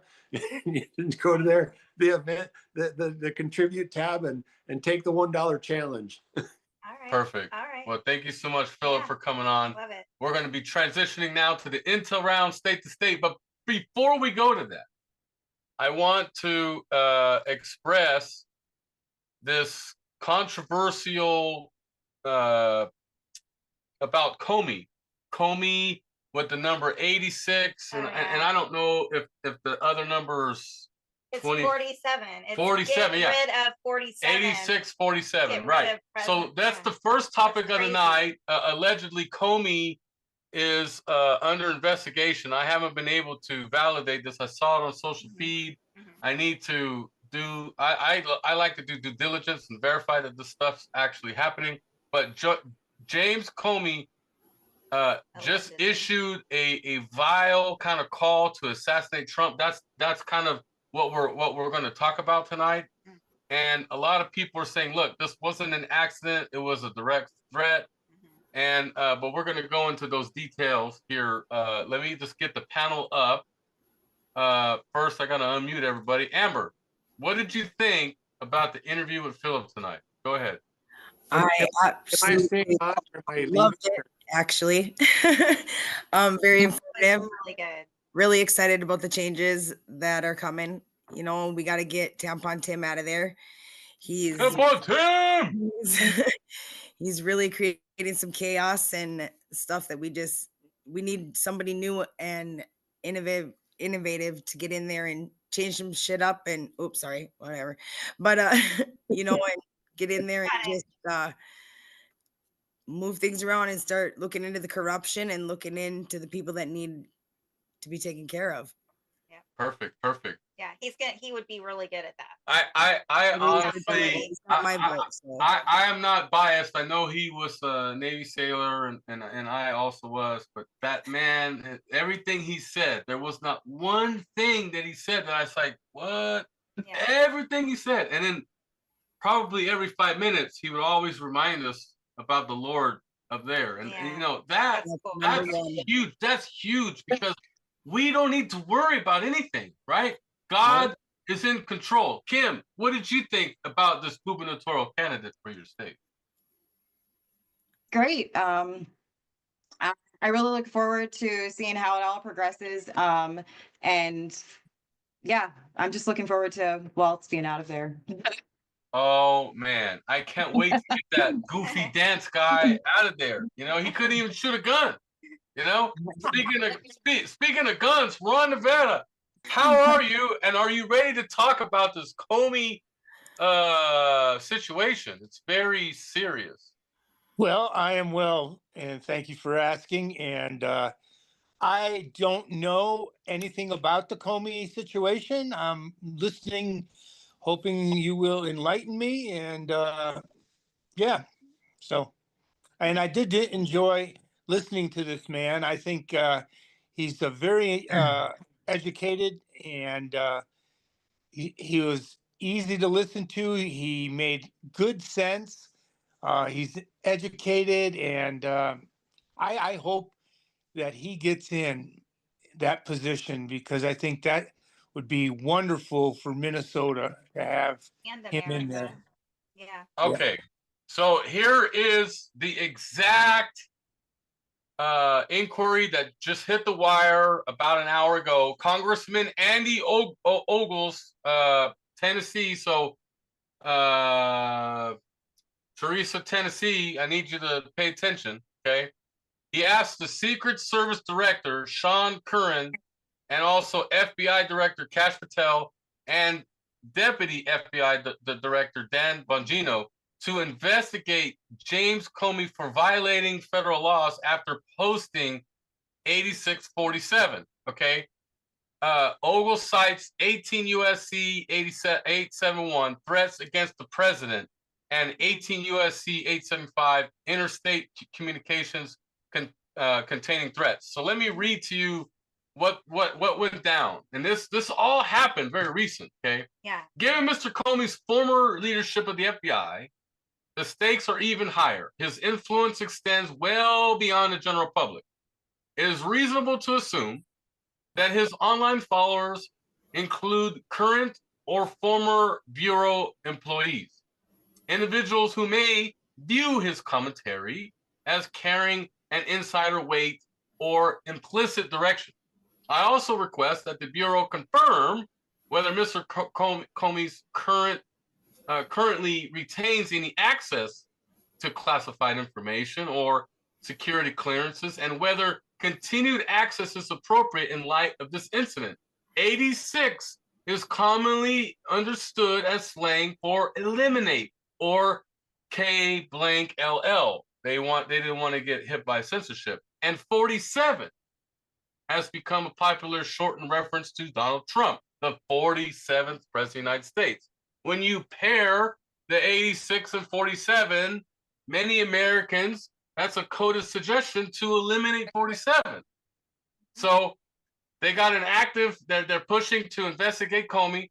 I think that's a huge topic to discuss. And try not to mute yourselves because I'm putting you guys on the panel. Doug, Texas, Wendy Stockhouse, and Ron, Nevada. I'm going to call in more people. I think Shell's unmuted, Teresa, Washington, Teresa, Tennessee. I need you guys, but this is a big deal. Okay, before we go into this rabbit hole, Shell, I just want to ask you, did you see this data that I'm talking about? Oh yeah, definitely. All over it. Can you open up a little more light that I may have forgotten to open up on? Okay.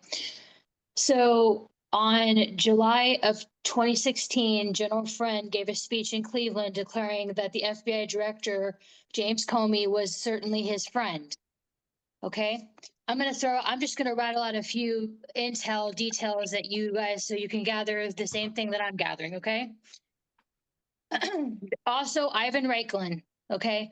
Ivan Raiklin, Roger Stone, all these people have said defamatory things against Trump because they're all part of Flynn's network. Okay. Flynn's network. Well, what about this 8647? I came up with the same. I came up with the same conclusions you did. That was the same as me. Okay. But, okay. Unless they're talking about Maxwell Smart, Agent 86 of Control, but that's true. old. Sorry. That's true, Doug. That's true. But you know what? I do have to add this one last thing. I did have somebody tell me in my intel circle that in order for you to understand this, all you have to do is follow the stars. Get it? Yeah. Hollywood. Or brass. So so Ron Nevada. So now that you're hearing about this 8647, what are your thoughts on this? Well, I never did like Comey. I thought he was a snake, and I think that he should be very deeply investigated, and if it's shown that he has ill feelings towards the president, and I think should be prosecuted. Yeah. I'd like to see him prosecuted because I believe that he did a great injustice to our country when he was in office.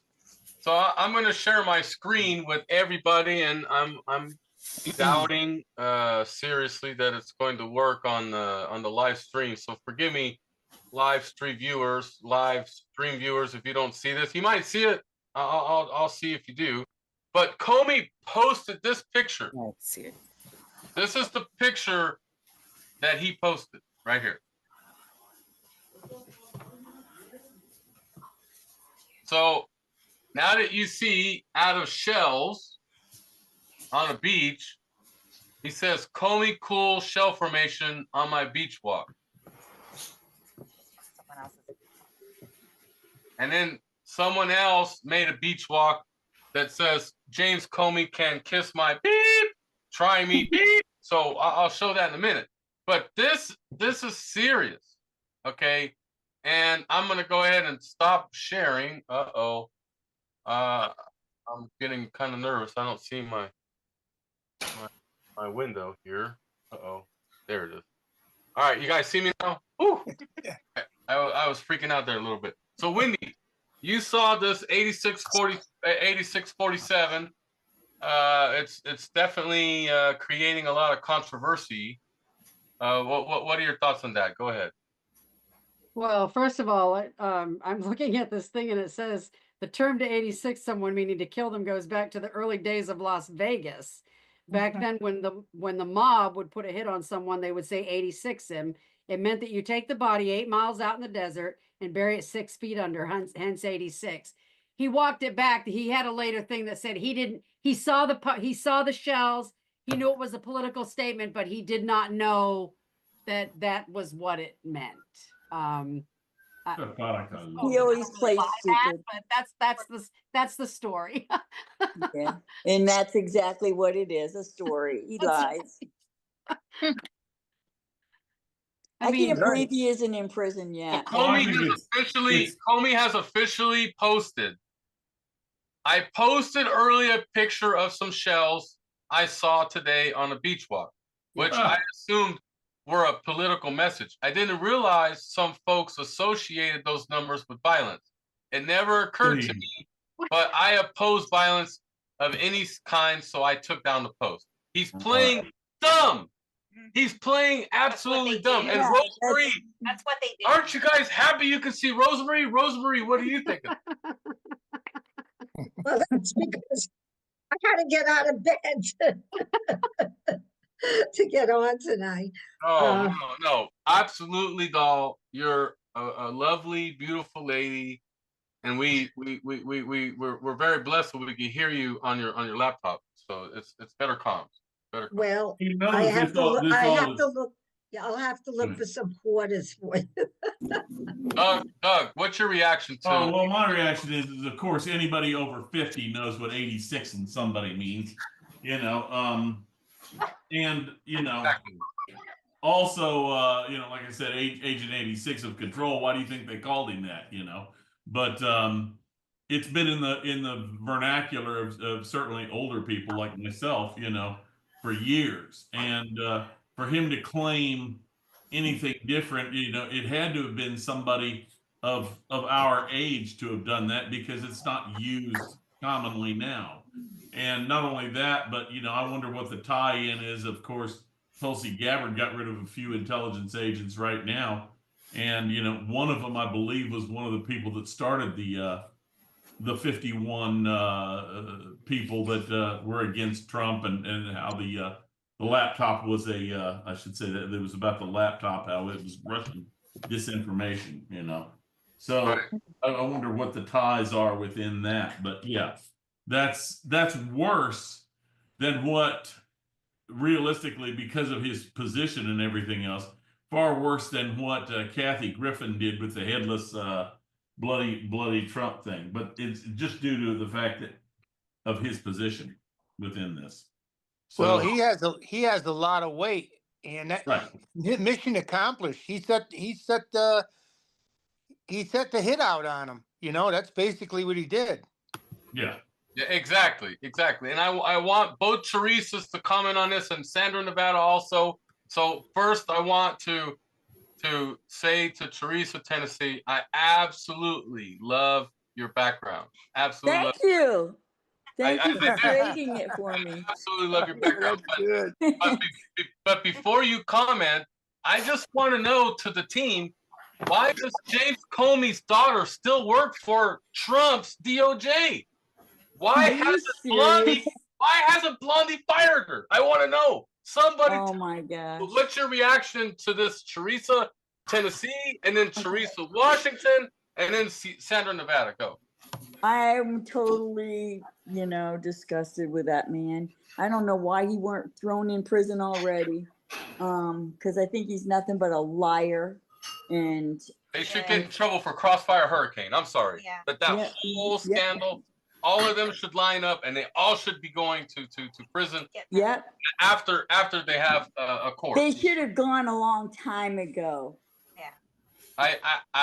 I'm praying that we're not getting played. Teresa, Washington, what's your thought? Well, I was watching a conversation, and my thoughts are that there's also a date relationship on the 8647. That's also how many days it was back to 9/11 from May 15th. Interesting. So that's probably more maybe a realistic number. Maybe someone was remembering somebody on the beach or something. I don't know. 8647. That's an interesting concept. Now I didn't run my own numbers, but apparently that is a date marker to 9/11. I will ask my AI to figure that number out for us here in a minute. Sandra, Nevada, what's your thoughts on this? Go ahead. See? I think the 86 thing is extreme common language here in Las Vegas. Working in the casino business for the last 23 years, that word means when you get 86, you get kicked off the property. Yeah. And are not allowed back on. Yeah, and it's a kitchen term too. So it is a term that's well used here. Mm-hmm. Just saying, that's all.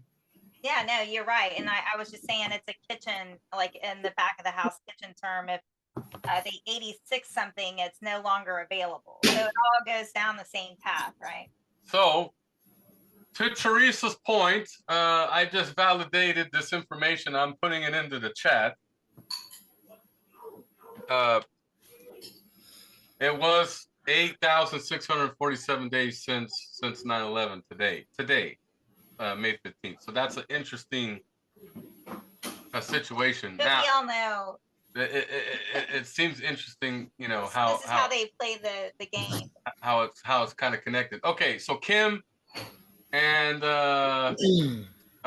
Kim Minnesota, you're new to this platform, but thanks for coming on. I guess Amber invited you. Is that right? Yeah. Okay, good. You're at a good patriot family place. So welcome to the team. What is your take on this 8647? Do you think James Comey was just being, oh, look what I found? Somebody was really trying to do a 9/11 kind of remembrance thing, or you think he was putting a message out? That he deleted it right away is after it hit social media, that just proves that he was guilty. I mean, he has a background in he's a former FBI agent, so he would know exactly what it means. So I don't think you just walk upon something like that. Okay. Very true. Well, let's ask let's ask Paul in Minnesota what he thinks. Paul, you've been on the entire time. What do you think about this 8647? Yeah, he knows what he's doing. I've worked in the industry too, and in the kitchen, like you just said, 86 is, you're out of it, get rid of it, you're done. And, he was fired in Trump's first administration. This is trying to get payback or trying to be a smartass or whatever he's doing. He's not very smart if he's going to start doing that shit. I get fired up on this, so I'll get going, but it's just taking me new to get this. Amber knows me. And I'll get fired up, but I've been following it for the last 2 hours on Fox News and New York Post. And it's just, what the heck is this guy thinking? And that's what gets me upset, because all these other Democrats will start taking that and they'll go nuts. That's what's infuriating to me, especially with Waltz. How do you fight that when they instigate all this stuff and without getting nasty? Their game. So thank you for that, and welcome to your new Patriot family, Paul. Okay. Thank you. I give Amber permission to connect us. All right, because I need to be able to update you guys and get you on. So Tom, Florida. Now, you like Trump a lot. Now Director Comey did the whole crossfire hurricane with Obama. I saw on your website. Yeah. So what do you think about Comey? You think he's pushing a message, or you think it was an accident? Well, obviously he's pushing a message, but he hates Trump. He tried to get him before, back with Hillary. Yeah. They hate Trump. Everybody hates Trump. And you know that as well. I mean, the blue hair people, the purple hair people, all the weirdos, they all hate Trump. But you know what? It's obvious as a message. I don't know if he can be persecuted over something like that on a post, but 8'6" or 47. Yeah, 8 feet deep, 6 feet wide, or whatever. It's horrible. Yeah. What he's doing, and it's obvious, so obvious. Kind of like when Madonna said what she said after Trump was elected. Yeah, exactly. I thought, sure, this lady is going to go to jail for that, because you don't say things like that. Nah, they didn't prosecute her for it. They didn't do anything to her, so. Heck, they're going to go after the people on Social Security. Well, I mean, if we were to say something like that about them, oh, we'd be in jail. Yeah, we would be in jail. Oh yeah. In my estimation, it would be best for all of us, every single Republican, every single person, to stay on message, just as the Democrats do, to give the same exact message. 8647 refers to this, to 86 them and to 47. And that would be our best bet, not to interject any other interpretations on those numbers, because then they'll say, oh, well, it could have been this or it could have been that. I think we all have to stay on the same message with this. Yes. So let's move on to some positive news. Our president's been all over the Middle East. All right. Our country actually has a record deal, weapons deal, with the Middle East that got signed. $142 billion weapons deal with Saudi Arabia. All right. There's a lot of good international trips that he's taken. And some good news for the state of California, which is kind of ironic. It's probably related to federal funding getting cut with his state, but Gavin Newsom calls for, changing his free healthcare program for the illegals that he created, mind you. So they're walking back on that, and they're going to charge them $100 premium a month to Wow. get to $100, right? So Hey, more so than Social Security. yeah, at least that's going on. If you guys didn't hear about United Healthcare, you may remember the CEO getting shot, right? Well, they're under investigation, okay, for Medicare fraud, and their stocks went tanking. Okay, so that took place, and you guys know, hopefully you know by now, the India and Pakistan conflict that's coming up. And here's the real kicker, you know, Phillip Parrish, the governor of Canada, Minnesota, when he first came on, he's like, look, I don't want to have GOP in my name. I told him GOV for that's a short title for governor, right? GOV. Anyway, the GOP's really frustrating Red America First. And I'm going to tell you why. It's been almost 6 months where we have the quadfecta. We have the Supreme Court, we have the presidency, and we have both chambers. Okay, so no argument. We should be able to cut the red tape and start passing laws to make our country 1776 again. Okay, and I'm hearing very frustrating information from one of the senators, Ron Johnson. I'm connected to one of his staffers. He's not going to sign the bill because there's no cuts. And I look at Ron Johnson as one of those senator whistleblowers on COVID, the COVID scam. Who here believes COVID is real? Raise your hand. No pun intended. Okay, but Ron Johnson was calling out, and he's saying, American people, this tax bill has no cuts. No cuts. I thought we were the better party. And I'm here to remind you, it's very possible that we live in a uniparty situation. Doug, what's your take on this? Ron, what's your take on this? Teresa, let's talk about this. The bill, the tax bill, the big bill, has no cuts. What say you, Doug?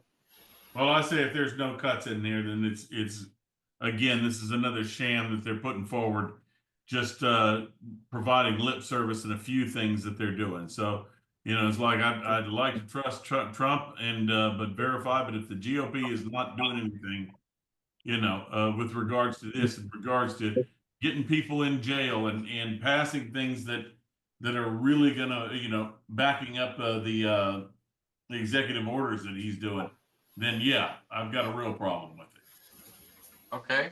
Ron, Nevada? Yeah, the GOP has been a major disappointment. You know, they haven't done jack all this time, and they put all their eggs in one basket, and now that basket's falling apart.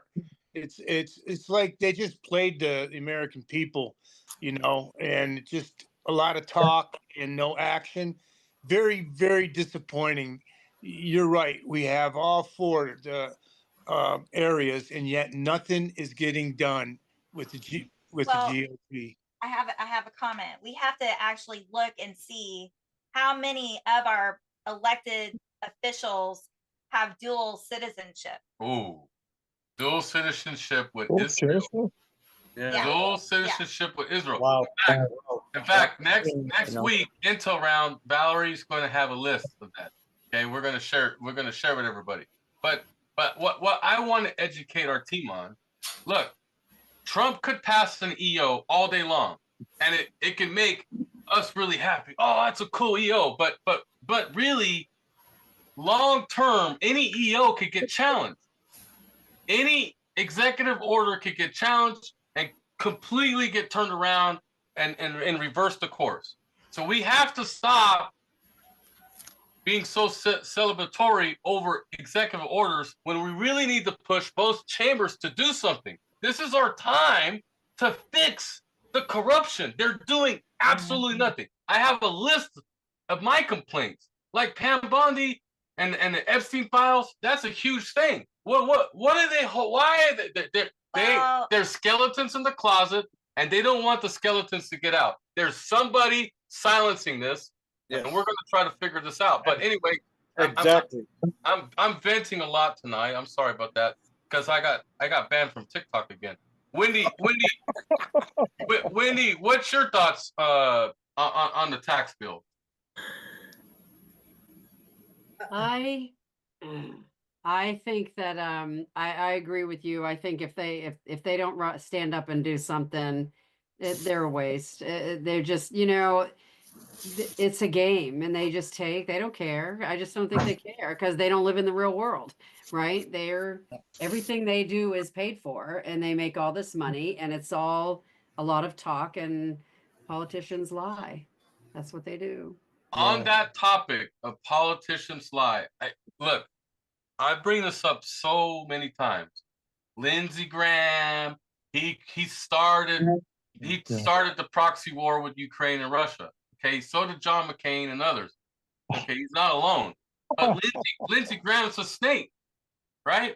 There's so many out there, and I want maybe 2 to 5 minutes of Shell's time because we need you guys to be open-minded to the idea that some people on our side might not be truly on our side. Shell, I want you to expose General Flynn, the data that you have.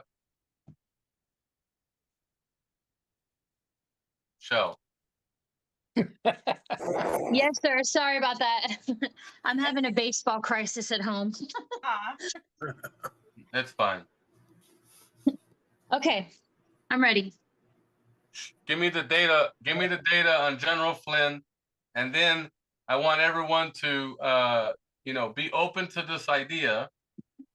And, I'm just going to be honest. In July, we're going to have 2 controversial episodes. One about 9/11. We're going to have a whistleblower, an architect, like with hard facts. Okay, so that's coming in July. And the second one was we're having an Epstein Island survivor. Okay, so those that are listening, redamerica1st.com, sign up. Shell, tell us what's going on with Flynn. Go ahead. Like what parts? I mean, where do you want me to? Because it's I know it's a big thing. Just like give us a preface, some bullet points, and then conclusion. Okay. Basically, his roots stem from the occult. Okay, through his mother and father. Oh.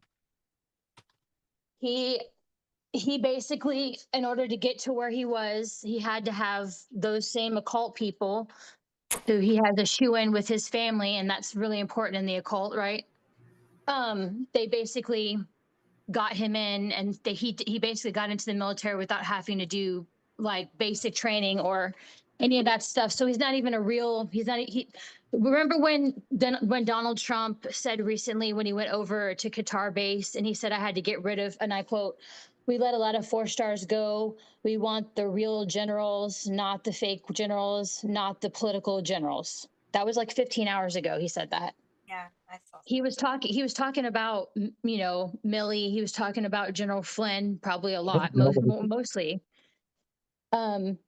And that's why, because because Donald Trump knew who Michael Flynn was. He probably knows who Ivan Reichlin is, because he's also a part of General Flynn's network. So basically that's what happens with these people. They get themselves into networks. They go up the rung of the ladder. They sell their soul to the devil. They do all this stuff that they got to do. And so that these agendas can be played out with our political laws, with, the pillars. Like, it has to affect all the pillars of our society, right? Because nothing's gonna get where it needs to go according to their agenda if it doesn't. Does that kind of help a little bit? Yeah, absolutely. A lot of FRAF members are aware of this Flynn idea, but there's a lot that are not. And here's the challenge that I have for everyone. Okay, try to disconnect yourself from the reality that the world's trying to make you believe. Okay, I need you to connect with others that are already awake to the corruption, to the mind control, to the what do they call it? Psych ops. Psych ops. MLK Ultra. Yeah, MLK Psych Ultra. ops. Like MK these, Ultra. yes, that's it. Thank you. This is where we really need our team to try to get those that are plugged in and call us crazies. Because I could recall so many things on my hand that's not crazy, like 3 buildings falling down from 2 airplanes. Like the whole world shut down for a fake virus. Okay, and the entire medical industry changed their protocols to make our human brothers and sisters and grandpas and grandmas and mothers and fathers, brothers and sisters, make them drown in the hospital from the ventilators. Okay, I'm telling you, we're awake to this. I'm numb to the uniparty. I'm sick of the GOP's saying this, and do nothing. We've had almost 6 months, and no bill has been passed for the American people. I am furious with this. Okay, so when Shell or others try to share something that is not going to be comfortable for you, especially if you're plugged into the system, because the system is not for us, guys. Okay, yeah. It's rigged. You know, the prices, the inflation, the stock market. I got every single industry vertical I could point out the shady shenanigans that are going on. I am fed up with it. And here I am on a day that I got permanently banned on TikTok. Yeah, it's funny, it's all this. But for an organization trying to grow, to get to 40,000 and to get vanished to 0, it really sucks. It really sucks. So on Shell's data related to General Flynn, I know some of you, it doesn't sit well with me either, because in the DOD, especially in the intel world, General Flynn was very respected. Okay, but when you hear this data that Shell and her intel team has found, and you peel the onion, you know, the 33 Masons. What do you call them? Well, there's a lot of names. The 33-degree Masons. 33-degree Masons. These people pretend to be cool with us, pretend to be friendly, and they're not. They don't believe in the same God we do. And Valerie and I got to do our bio breaks. I want you guys to continue the intel round. Let's go state to state. Ron, Doug, Tom, Rosemary, Wendy, you guys are up here. Help me. There's a lot of people unmuted. But before we do that, I want you guys to talk a little bit about this General Flynn thing, because Shell is bringing some things to the table, okay? And this is what Valerie and I did like 4 years ago. Hey, don't wear that mask. Hey, don't take that PCR test because it's going to lie to you anyway. We were telling people this, and actually people in the church we were going to called us out and called us crazy people. We actually said you shouldn't have a fluoride in your water, and we were called crazy. 5 years later, it's getting banned, okay? I'm just telling you, we've been in front of this information for a long time, and you could call us crazy, but at least do a little more research before you call us crazy, because we're almost 100% with our data. I yield, but let's talk about this Flynn thing. Doug, I want you to kick it off. Help us run this while we step out, okay? Thank you, guys. Well, the thing I've got going on over here in Texas is... No, stay on Flynn's subject. The Flynn subject. Okay. Well, you know, I think, you know, anybody that starts digging into any of these people, you know, are going to find stuff a lot deeper than what you're seeing on the surface. You know, again, the 9/11 stuff, to me, it's as obvious as the COVID thing. But, you know, General Flynn, yeah, I don't believe a damn word he said for years, you know. But you know, like I said, there is good and evil out there, and evil is, I mean, they're showing it to you right now. And if you don't think that there's people in high places that have tunnels here and tunnels there and are belonging to this society or that society, well, then you got your head in the sand. Because they're showing it certainly with the P. Diddy trials and all the people that are involved in that. So no, I don't trust Flynn at all. Go ahead. Anybody else feel that way, or they feel that, oh, he's a good guy that's just kind of been misjudged? No, I concur with you, Doug. I feel Flynn is a phony. And there have been stories about him in the past. A lot of things have been coming out, but I think a lot more is going to come out. I think a Right. lot more. Sounds No, like another Mike Pence. Yeah, Yeah. in many ways, I'd agree with you 100%. You know, like I say, where there's smoke, there's fire around. You know, and the people that are protesting the most are the ones that are trying to cover it up. That's what Elon said. He goes, he was talking about that with regards to PayPal. He goes, only the people that were really trying to, you know, scam the system were the people that were yelling the loudest. And I think that you're going to see that. And it's the same thing about 9/11, you know. That's something I gave up years ago, you know. So I was like, no. And of course, vaccines. But I was looking into that many years ago when my kids were little, you know, and the problems with those things. So, you know, there's a whole bunch of issues out there. And you have to come to your own personal realization. You can't just be drug into this.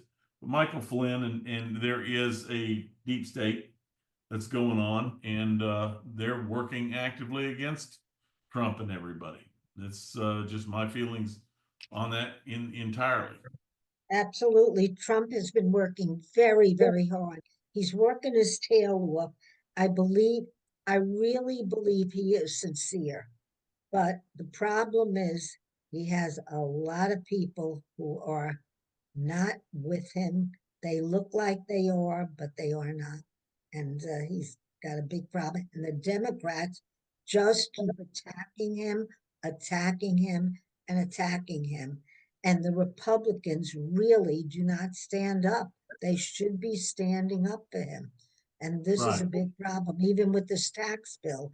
I mean, they're fighting about the salt tax and this, that, because if they increase the salt tax, the other states have to pay for the blue states that have all of these extra expenditures. So there's a lot of things going on that are, you know, not really visible, and that I don't know how many people are capable of really seeing it, as Ashley says. You know, we I really think it's have. becoming more and more apparent to everybody because all of these people sound ridiculous now. Oh, by the way, we got to keep Abrego Garcia, you know, like why? You know, or we got to get rid of you know, we got to get rid of these things that were funded by the FDA that were you know, counterintuitive to what health really is, you know. It just shocks me. It just shocks me, you know, how we have you know, when you look into all the drugs that they're giving us. And like I say, and it sounds a little conspiratorial, and it probably is, but you know, I get back to the days of Rockefeller, and what started us down these paths is the fact that we don't teach kids critical thinking, you know, and we don't teach the average American anything about critical thinking to be able to look at something and go, okay, well, what's the opposite side of that? And why am I not hearing anything about that? You know, that's kind of really what started me down the Trump road, is because I'd spent so many years overseas with my head literally in the sand in those places like Qatar and Dubai and all that. So to me, it was fun this week watching all that stuff and the significance that people just don't see of Trump shaking hands with a woman in Saudi Arabia. Just didn't happen. Not while I was there. You didn't. Wasn't it wonderful to watch the respect that was given to our president by those people over there? It was amazing.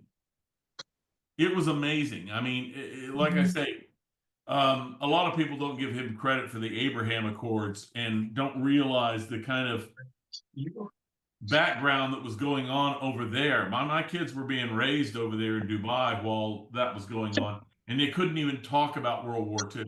Wasn't even possible. Or they would talk about it, but they couldn't talk about the Holocaust at all. They couldn't discuss anything. You weren't allowed to import anything from Israel. Israel is not a place, according to them. And he has brought that to the forefront.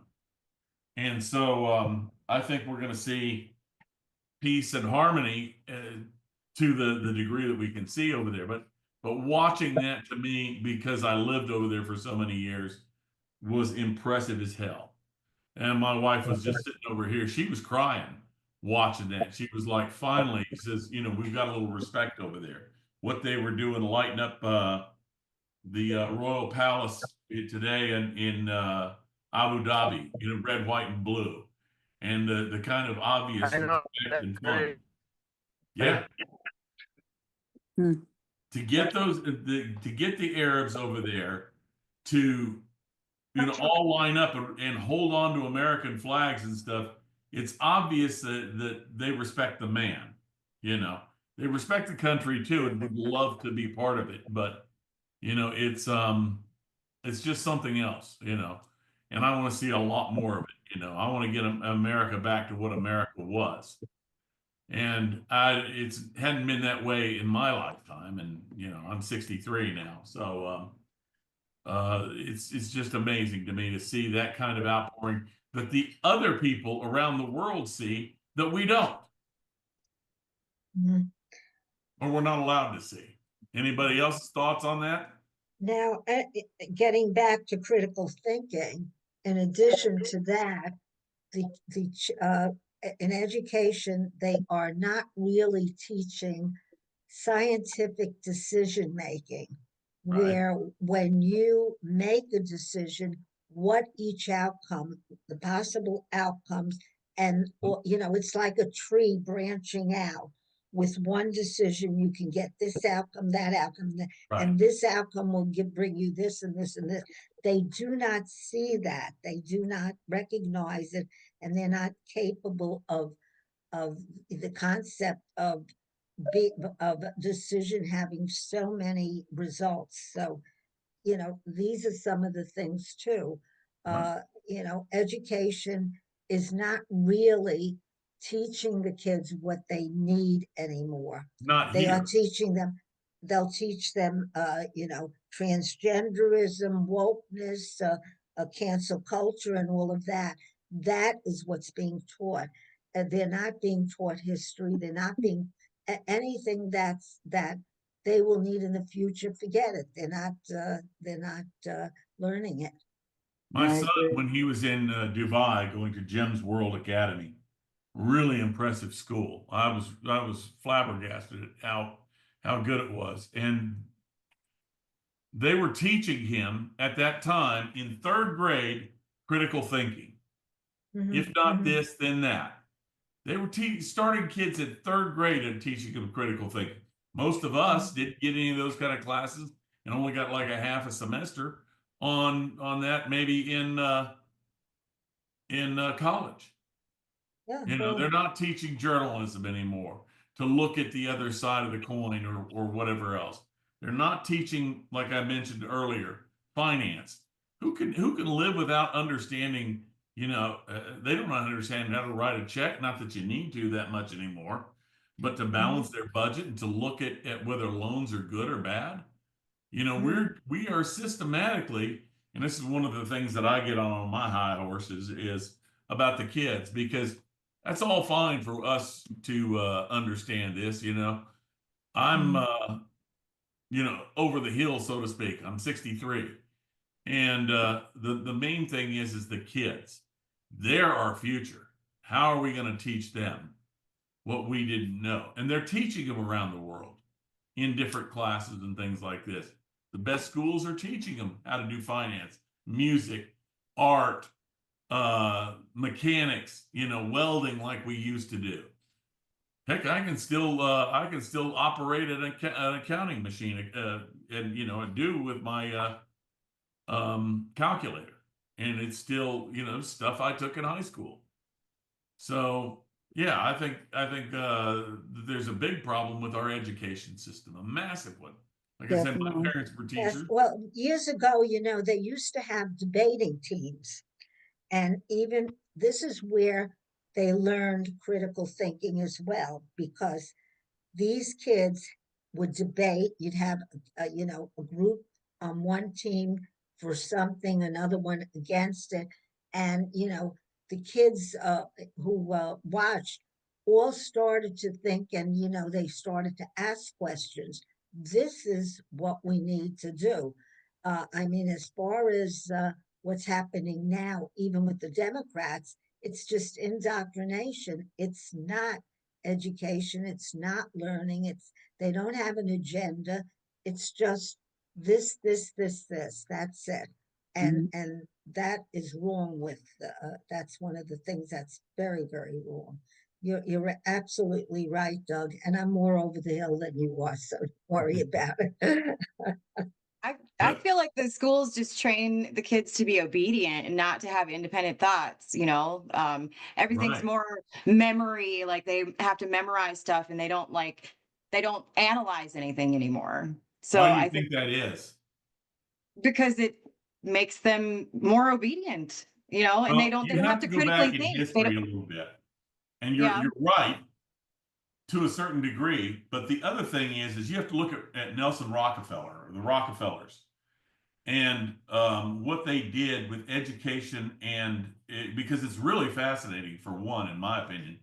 And they were trying to, it was the Rockefellers, and I think it was, I want to say the Rothschilds, but that may not be it. But they wanted worker class that would know enough to be able to operate machinery, but not so much that they would rise up against their masters and see how they're getting ripped off. And the Rockefellers, this was like way back in the, let's say I think it was the early 1900s, around 1910 or whatever. Rockefeller had all this. He got into pharmaceuticals because almost all of our pharmaceuticals are made with petroleum products. And so he attacked schools in two different fronts, one being elementary schools, and they worked together to build up all these schools so they would teach their curriculum. The second one is in the medical industry. You feel free to look this up. Don't trust me on it. But there were three basic schools of thought within the medical community. The first was obviously our normal medical that we're used to today, and that was run by Rockefeller. The other two were chiropractic and naturopathic, and it was almost split in thirds as to who got what business, you know, and there's needs for all of them. But what Rockefeller did is he bought up the pharmaceutical industries and needed a way to sell all this stuff and needed a way to push his drugs. He actually hired a guy, I can't remember his name right now, to go around the United States and say, these other two are evil, they're bad, it's voodoo witch magic, you know, kind of stuff, and was very successful. The other thing that he did was he built all the medical schools and all of the libraries for those medical schools. He was thinking real long term. And of course, only the books that backed up what he was saying got into those libraries. And that's how we got to where we're at today. You want to talk about a big conspiracy? Just go ahead and Google sometime how many people died from malpractice last year, you know, and we want to talk about something like this. It's the amount of people that died in all of COVID. Malpractice every year kills between 250 on the low end, and they estimate it's more than, and this is here in the US, up to about $500,000 people. That's you know, a long ways, and nobody's saying a thing about that. Forget about, you know, the vaccines or anything else. They talk about how this car ran into somebody and burst into flames. Well, Doug, you know they want to depopulate the planet, and what's happening, and I have firsthand, you know, experience, because with my husband who passed away, Mhm. and was in and out of the hospital for 2 years. They do not want to treat you or to get you better. If Right. you are older, they want to eliminate you. And believe me, if I wasn't there, he wouldn't have even lasted almost 2 years, because they do not give you the appropriate treatment. I mean, what they do is unbelievable. Has And anybody on the panel here ever heard of Callie and Casey Means? no, Well, you're going to hear the name here soon. Callie and Casey Means are a brother and sister. Casey, which always, I would think that the girl would be named Callie, but no, the girl's name is Casey. And she's real interesting because you better look her up. She's been helpful to RFK, and she is actually, they're talking about her becoming the next Surgeon General. And real interesting, the two of them and how they came to where they were at. She's never been a full doctor, but she was studying out of Stanford to be a surgeon. And her kind of aha moment, you can watch her on Joe Rogan or something. I'd highly recommend you do that and watch RFK's interviews on Joe Rogan, because I just found them really enlightening. And she was talking about how she was getting in, she was in her fifth year of residency or something. And she had performed a routine surgery on this woman. And now here it was 6 months later, and she was supposed to go do this again on the same woman. And they were like, why did we cure her with the first one? And that was kind of her aha moment. She goes, because they haven't been told anything about nutrition or actually trying to, make people well, because she realized at that time that the entire medical community was about doing surgeries and about keeping people sick or get them well enough to take the next medication, because that caused reactions to everything else. And so that whole medical community of what we're doing is a real deep scam. Mhm. And Mhm. just look at it, or think of people that you've known, loved ones that should have never died. My dad had a thing called C. diff. And he got it in the hospital. So he'd broken his hip, gone into the hospital. C. diff is, so he picked up MRSA. And they left him in there and kept him on an intravenous drip for a year. A year. Yes. Oh my God. And my husband had C. diff too. He Yep. had sepsis. He had all of this from the hospital. Right. They do not clean things. They do not, what can I say? It was terrible. Some of these things that just kept And happening. strangely enough, and I'm not trying to promote anything, but I have an element here at my house that we were doing things for solar panels. Anyways, this is an offshoot kind of element that you can spray on light bulbs, and it will break down for 5 years time frame. It will break down anything up to what is it they call it? I can't remember right now, but it would definitely take care of MRSA. And it took care of anthrax and stuff like this. Well, It just breaks it in down. my home, what we did is we put the blue lights into our Yeah, the UV. UV lights in the air conditioning systems. We have 2 systems, Right. and we had installed those, and they are good for 2 years, and they help against bacteria. Yeah, And so they will kill them, and they're antimicrobial. yes. I've found all this silliness out. I'm not a doctor. I don't know anything about No, it. But, I did a lot of research. My dad was a doctor, so right. Well, I have to understand this due to my business now, my side business. So it's kind of, but this has been a long time coming. Like I say, I started researching vaccines when my kids were little, and then we were living in the Middle East and trying to figure out what exactly we needed to do. I started researching, the deaths from, stuff from when my dad was killed in the hospital. I still say that.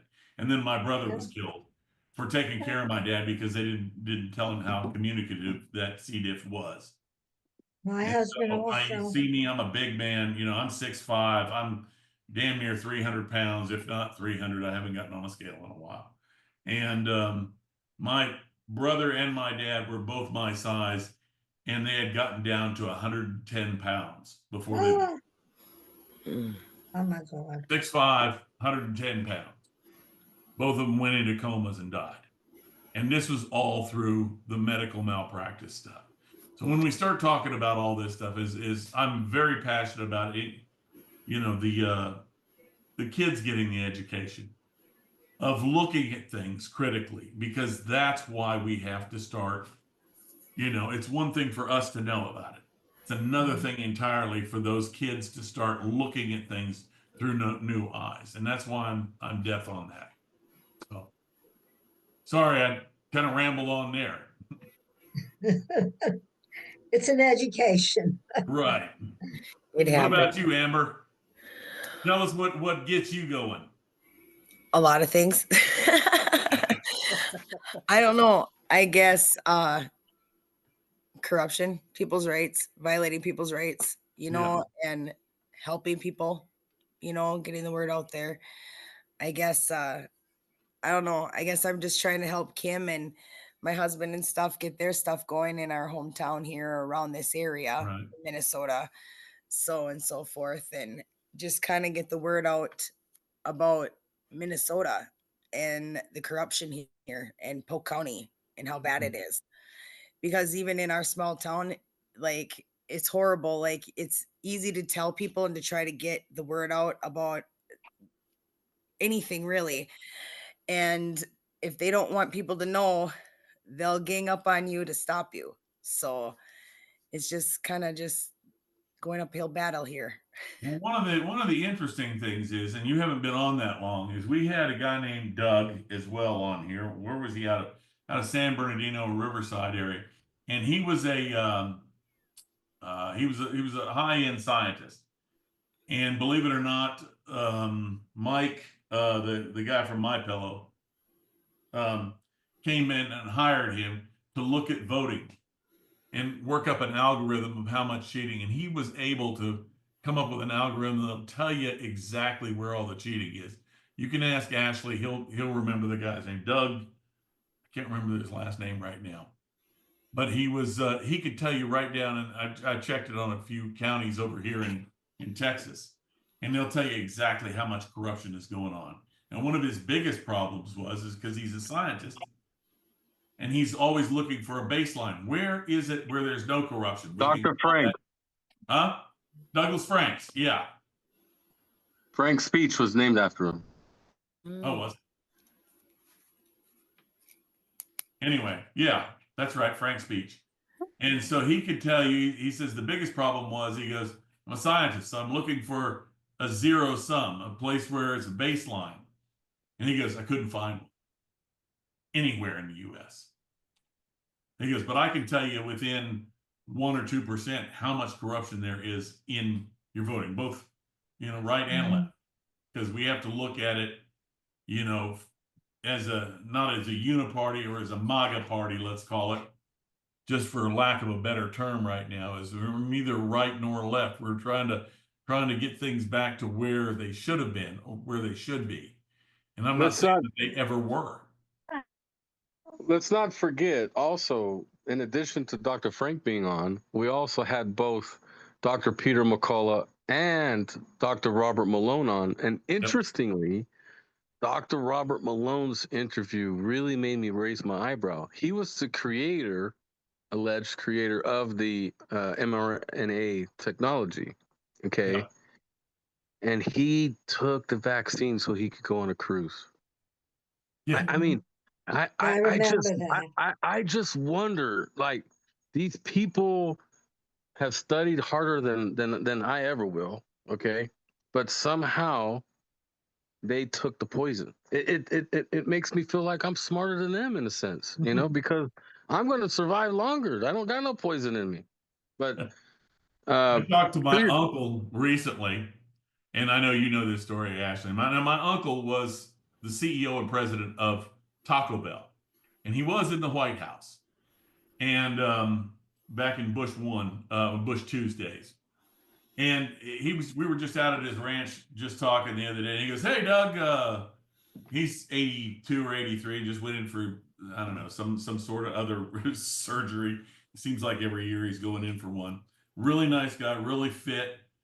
And I kind of lost it on him because usually I'm very nice and polite to him. Try to show him a little bit more of the things that we know as a common thing. He goes, "Yeah, my doctor says that I need to get another COVID booster. This is like a month ago."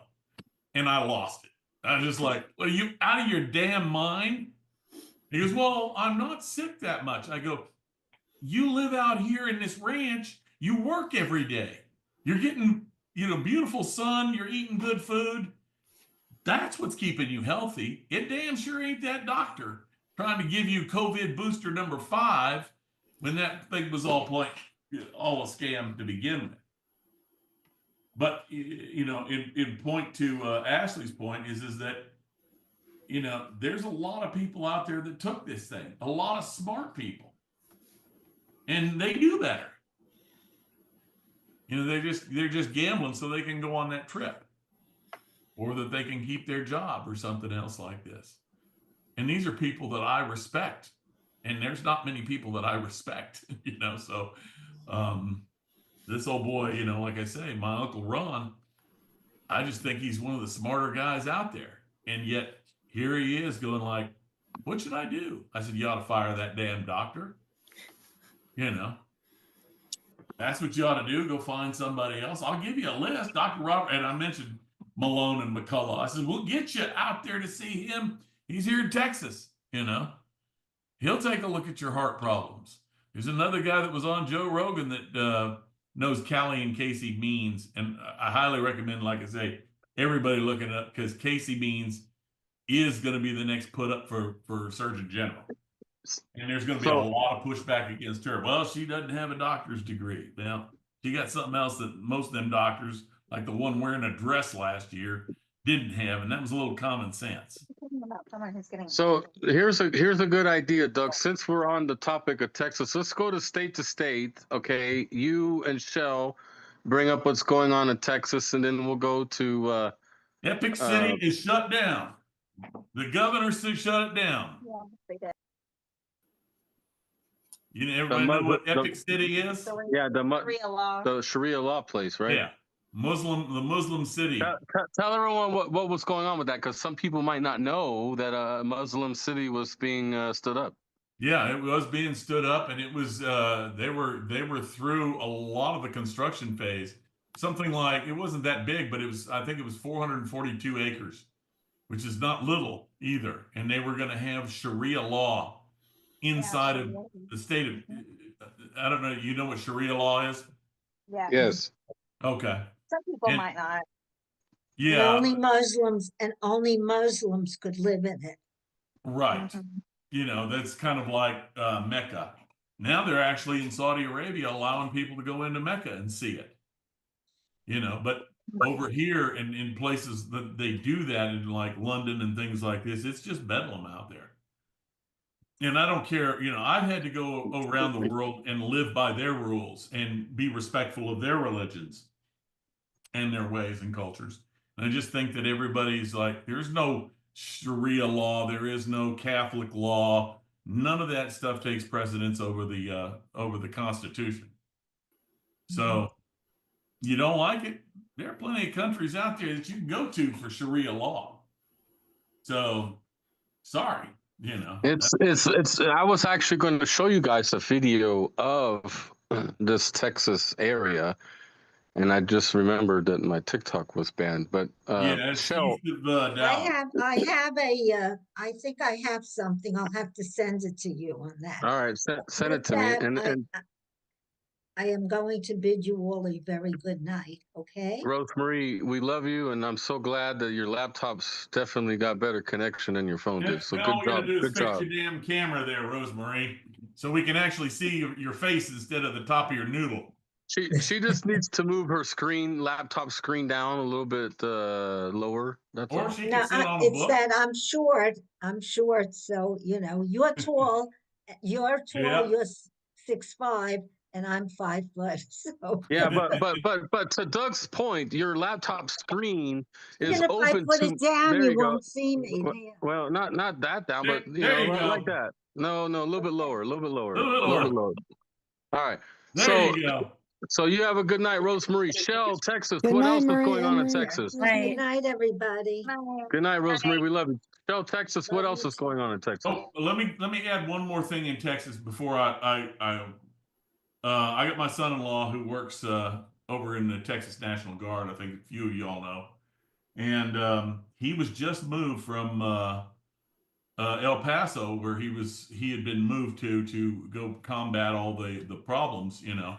There's no problems there now. It's gone down to zero. So he had been moved now over to Del Rio.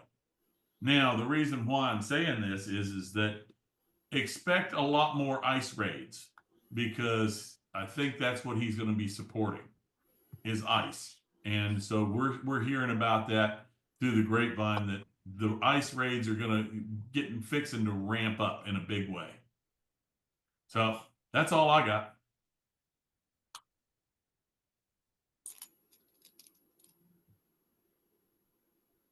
Hello? What happened to Ashton? We lost him.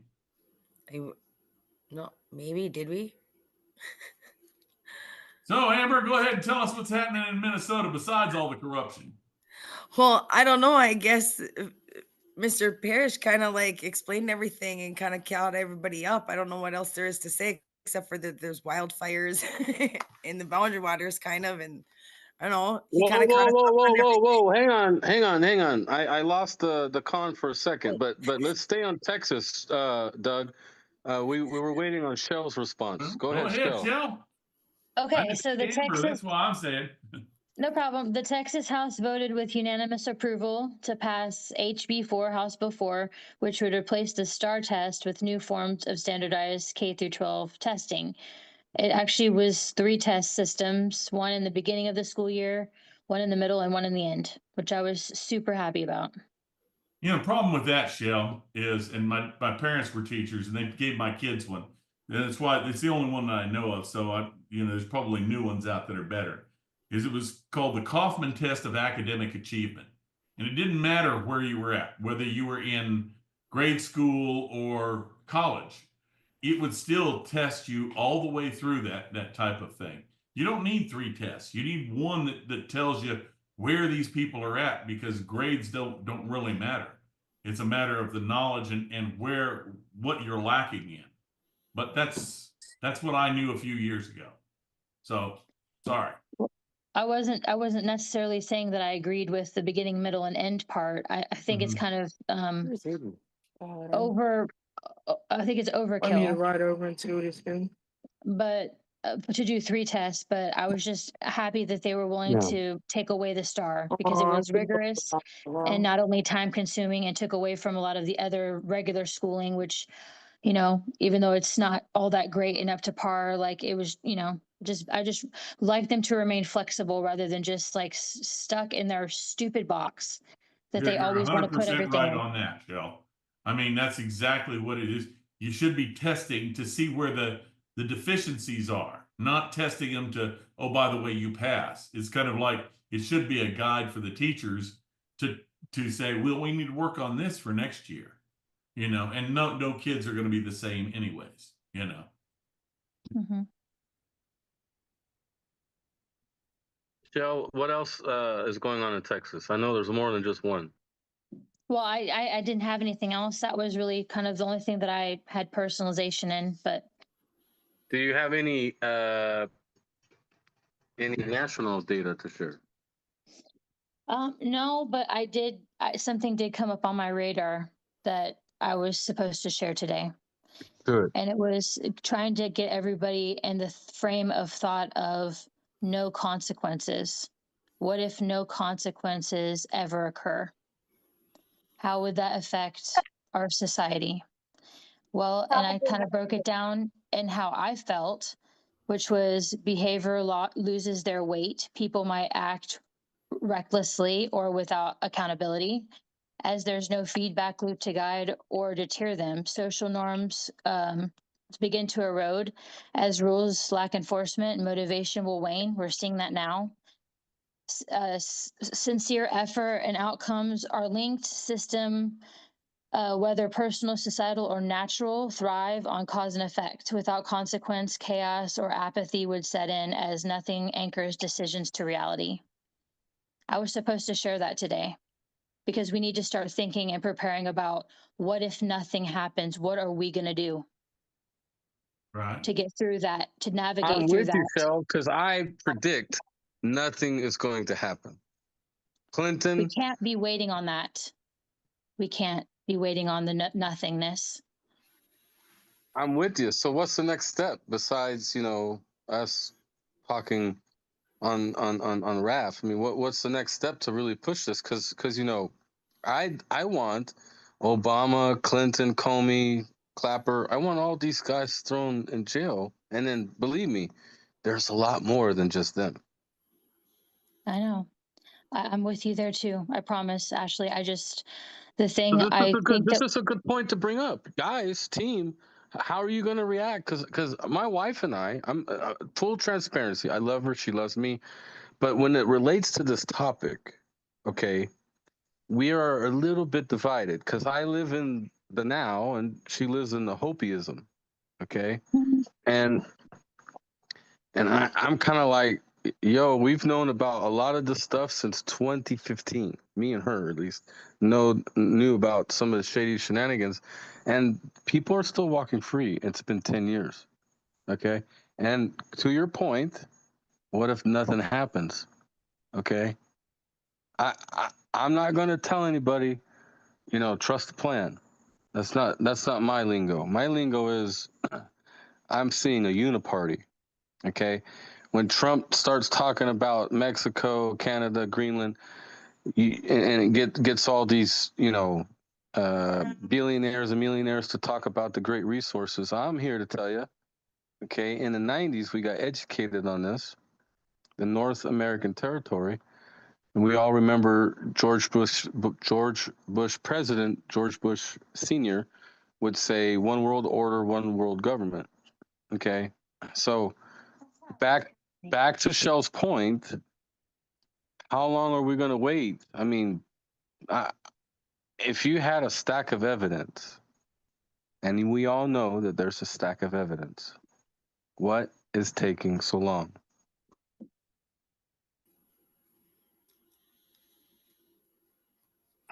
And RAF is not allowed to have crickets, so someone's got to answer the question. Well, I think that's actually the best question, actually. Like, how long do we have to wait? But in reality, I kind of always look at it this way: God's timing is never wrong.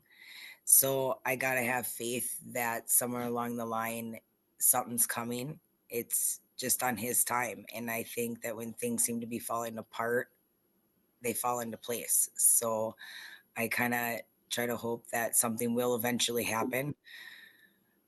Anyway, at least that's what I hope anyway. I really hope something happens, but I have my doubts, like Ashley says. It's pretty apparent that Congress is inept, and it's very disappointing. Valerie had something to say. Hang on, guys.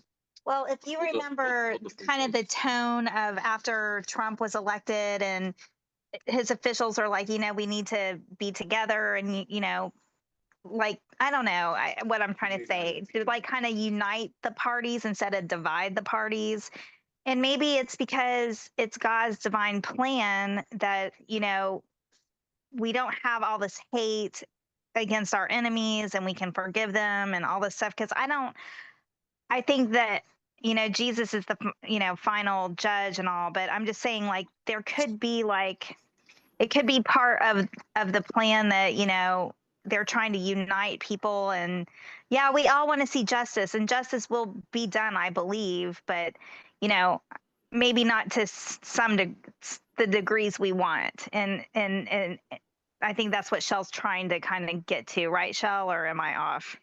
No, you're right on. You're right on cue. You're right on target. Because really and truthfully, we were never supposed to identify with any of this crap. We were always supposed to identify as being Christians and being united under God for the betterment or the creation of His kingdom, right?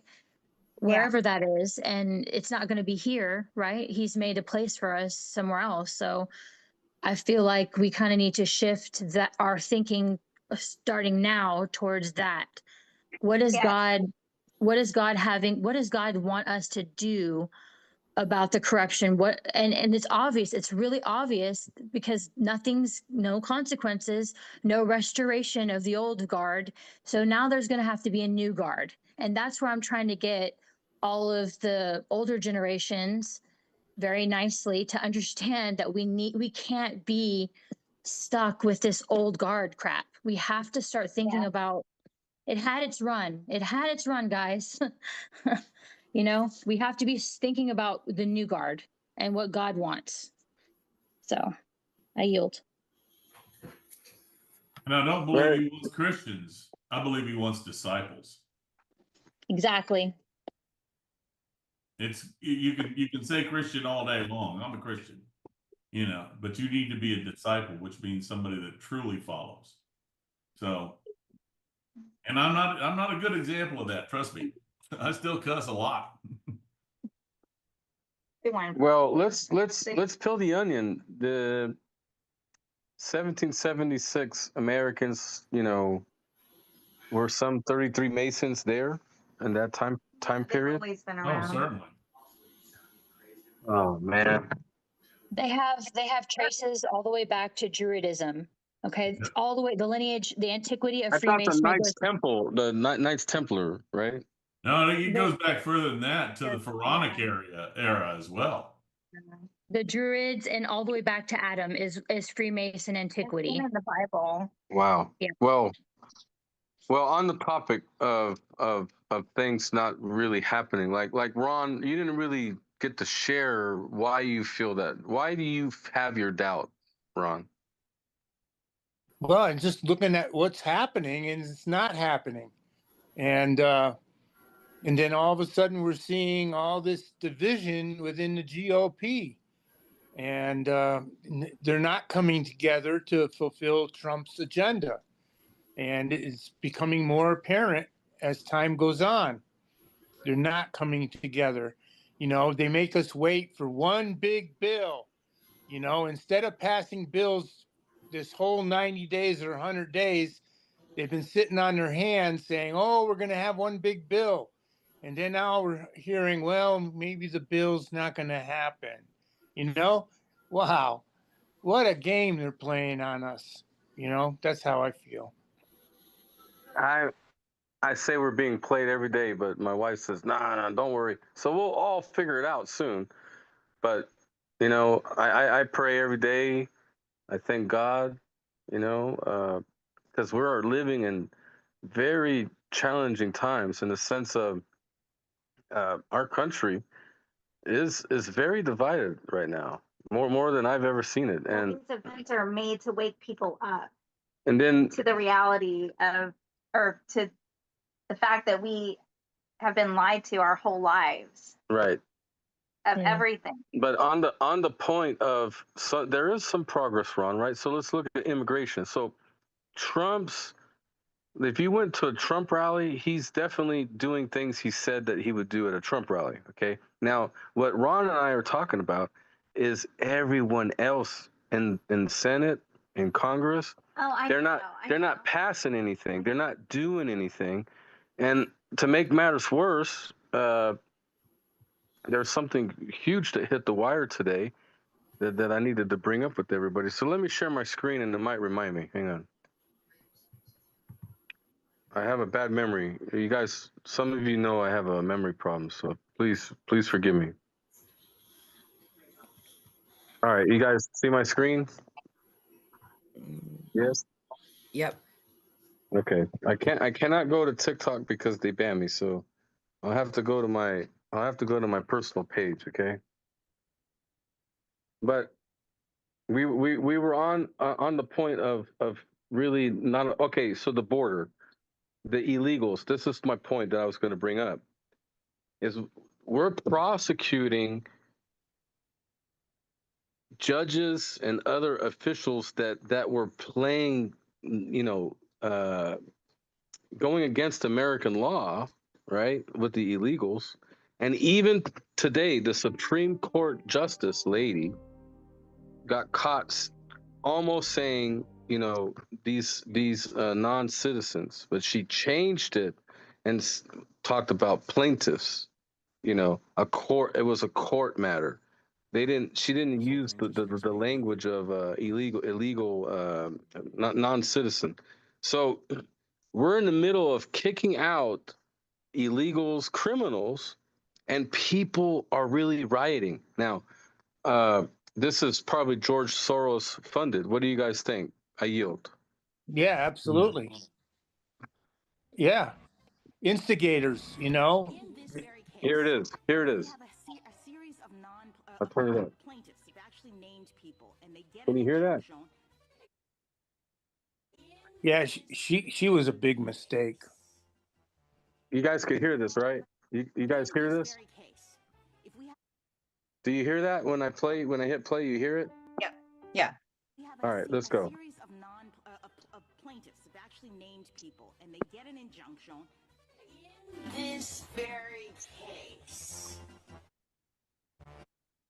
if we have a series of Fellow Americans, a series of what was she going to say, Ron? Oh. Non-American. In this very case, if we have yeah, there's always something going on with this shady stuff. New topic. These are the descendants listen to of this. the people who created the most diabolical system Africa, of white supremacy in whites, human history. the whites there are getting these are the So I want you guys to hear what this Democrat has to say. Descendants of the people who created the most diabolical system of white supremacy in human history, apartheid. They're not directly responsible for it, but it was a system that actually moved black people off of the arable land. So they inherited the land that the black people had to give up. It was called forced removal. It was something called a Bantustan policy, where they moved black people out of the cities and farmlands into these remote areas with non-arable land. I mean, it was just one of the most worst processes ever. But what has happened in this strange, bizarre world we're living in is that the Afrikaners have become the darling of these right-wing white supremacist movements around the world, that it's like the lost cause for them. It's like the old Confederacy. They're held up as these white Christians who are being dispossessed of their land. It's like this is a modern replacement theory in a country where, by the way, white people make up 7% of the population. And so what do you guys think of this situation that's going on in South Africa? And obviously, white supremacy he just created this idea why it's okay for them to be murdered. But what do you guys think of that topic? It was a system that actually moved. I'm a pastor. Or, of course, I don't believe get that me all lives started with this matter, one. but right now, black lives are the ones under attack. Yeah, I don't get that. I think the white people are I under take seriously attack. God's command to welcome those who are foreigners in your land, because you too are once strangers in a strange land. I'm a pastor. Of course, I believe in the separation of church and state, which means theology never gets codified into law. I'm a pastor. Of course, I believe in I'm muting that brokenness, crap. but you But will never you can hear read about at the top shame, left corner judgment, or even sin at this that we don't like that situation there at all. I yield for a while. You guys go ahead. Oh, I gotta go, guys. You all have a good night. It's been a pleasure. Actually, I gotta take off too. You so- hired David all Geyer right. Before you guys to go, lead Doug, autism just remember research at we got to HHS, get you prepped for an that show. individual So who fraudulently posed as a doctor we're gonna get and that gave going. dangerous And medications those that are and watching the medical live tests stream, to go to children with autism. redamericanfirst.com. Sign According up. to the state We're of gonna Maryland's go into the investigation, intel David after Geyer, hours. I who gotta has shut the no live medical stream. license or Amber, good training, night. Thank you for gave hormone bringing blocker Philip on. He injections was to amazing. night. Val and I were talking about him for a long time, so we really You're like very it. So thank welcome. you for that. Good job. Thank you. Good night. God bless everybody. Good night. I'm still here, Ron. Yeah, well, I think the attack is on white people nowadays. And we're the new niggers. Well, That's the way I see it. I got to stop this. I gotta stop this.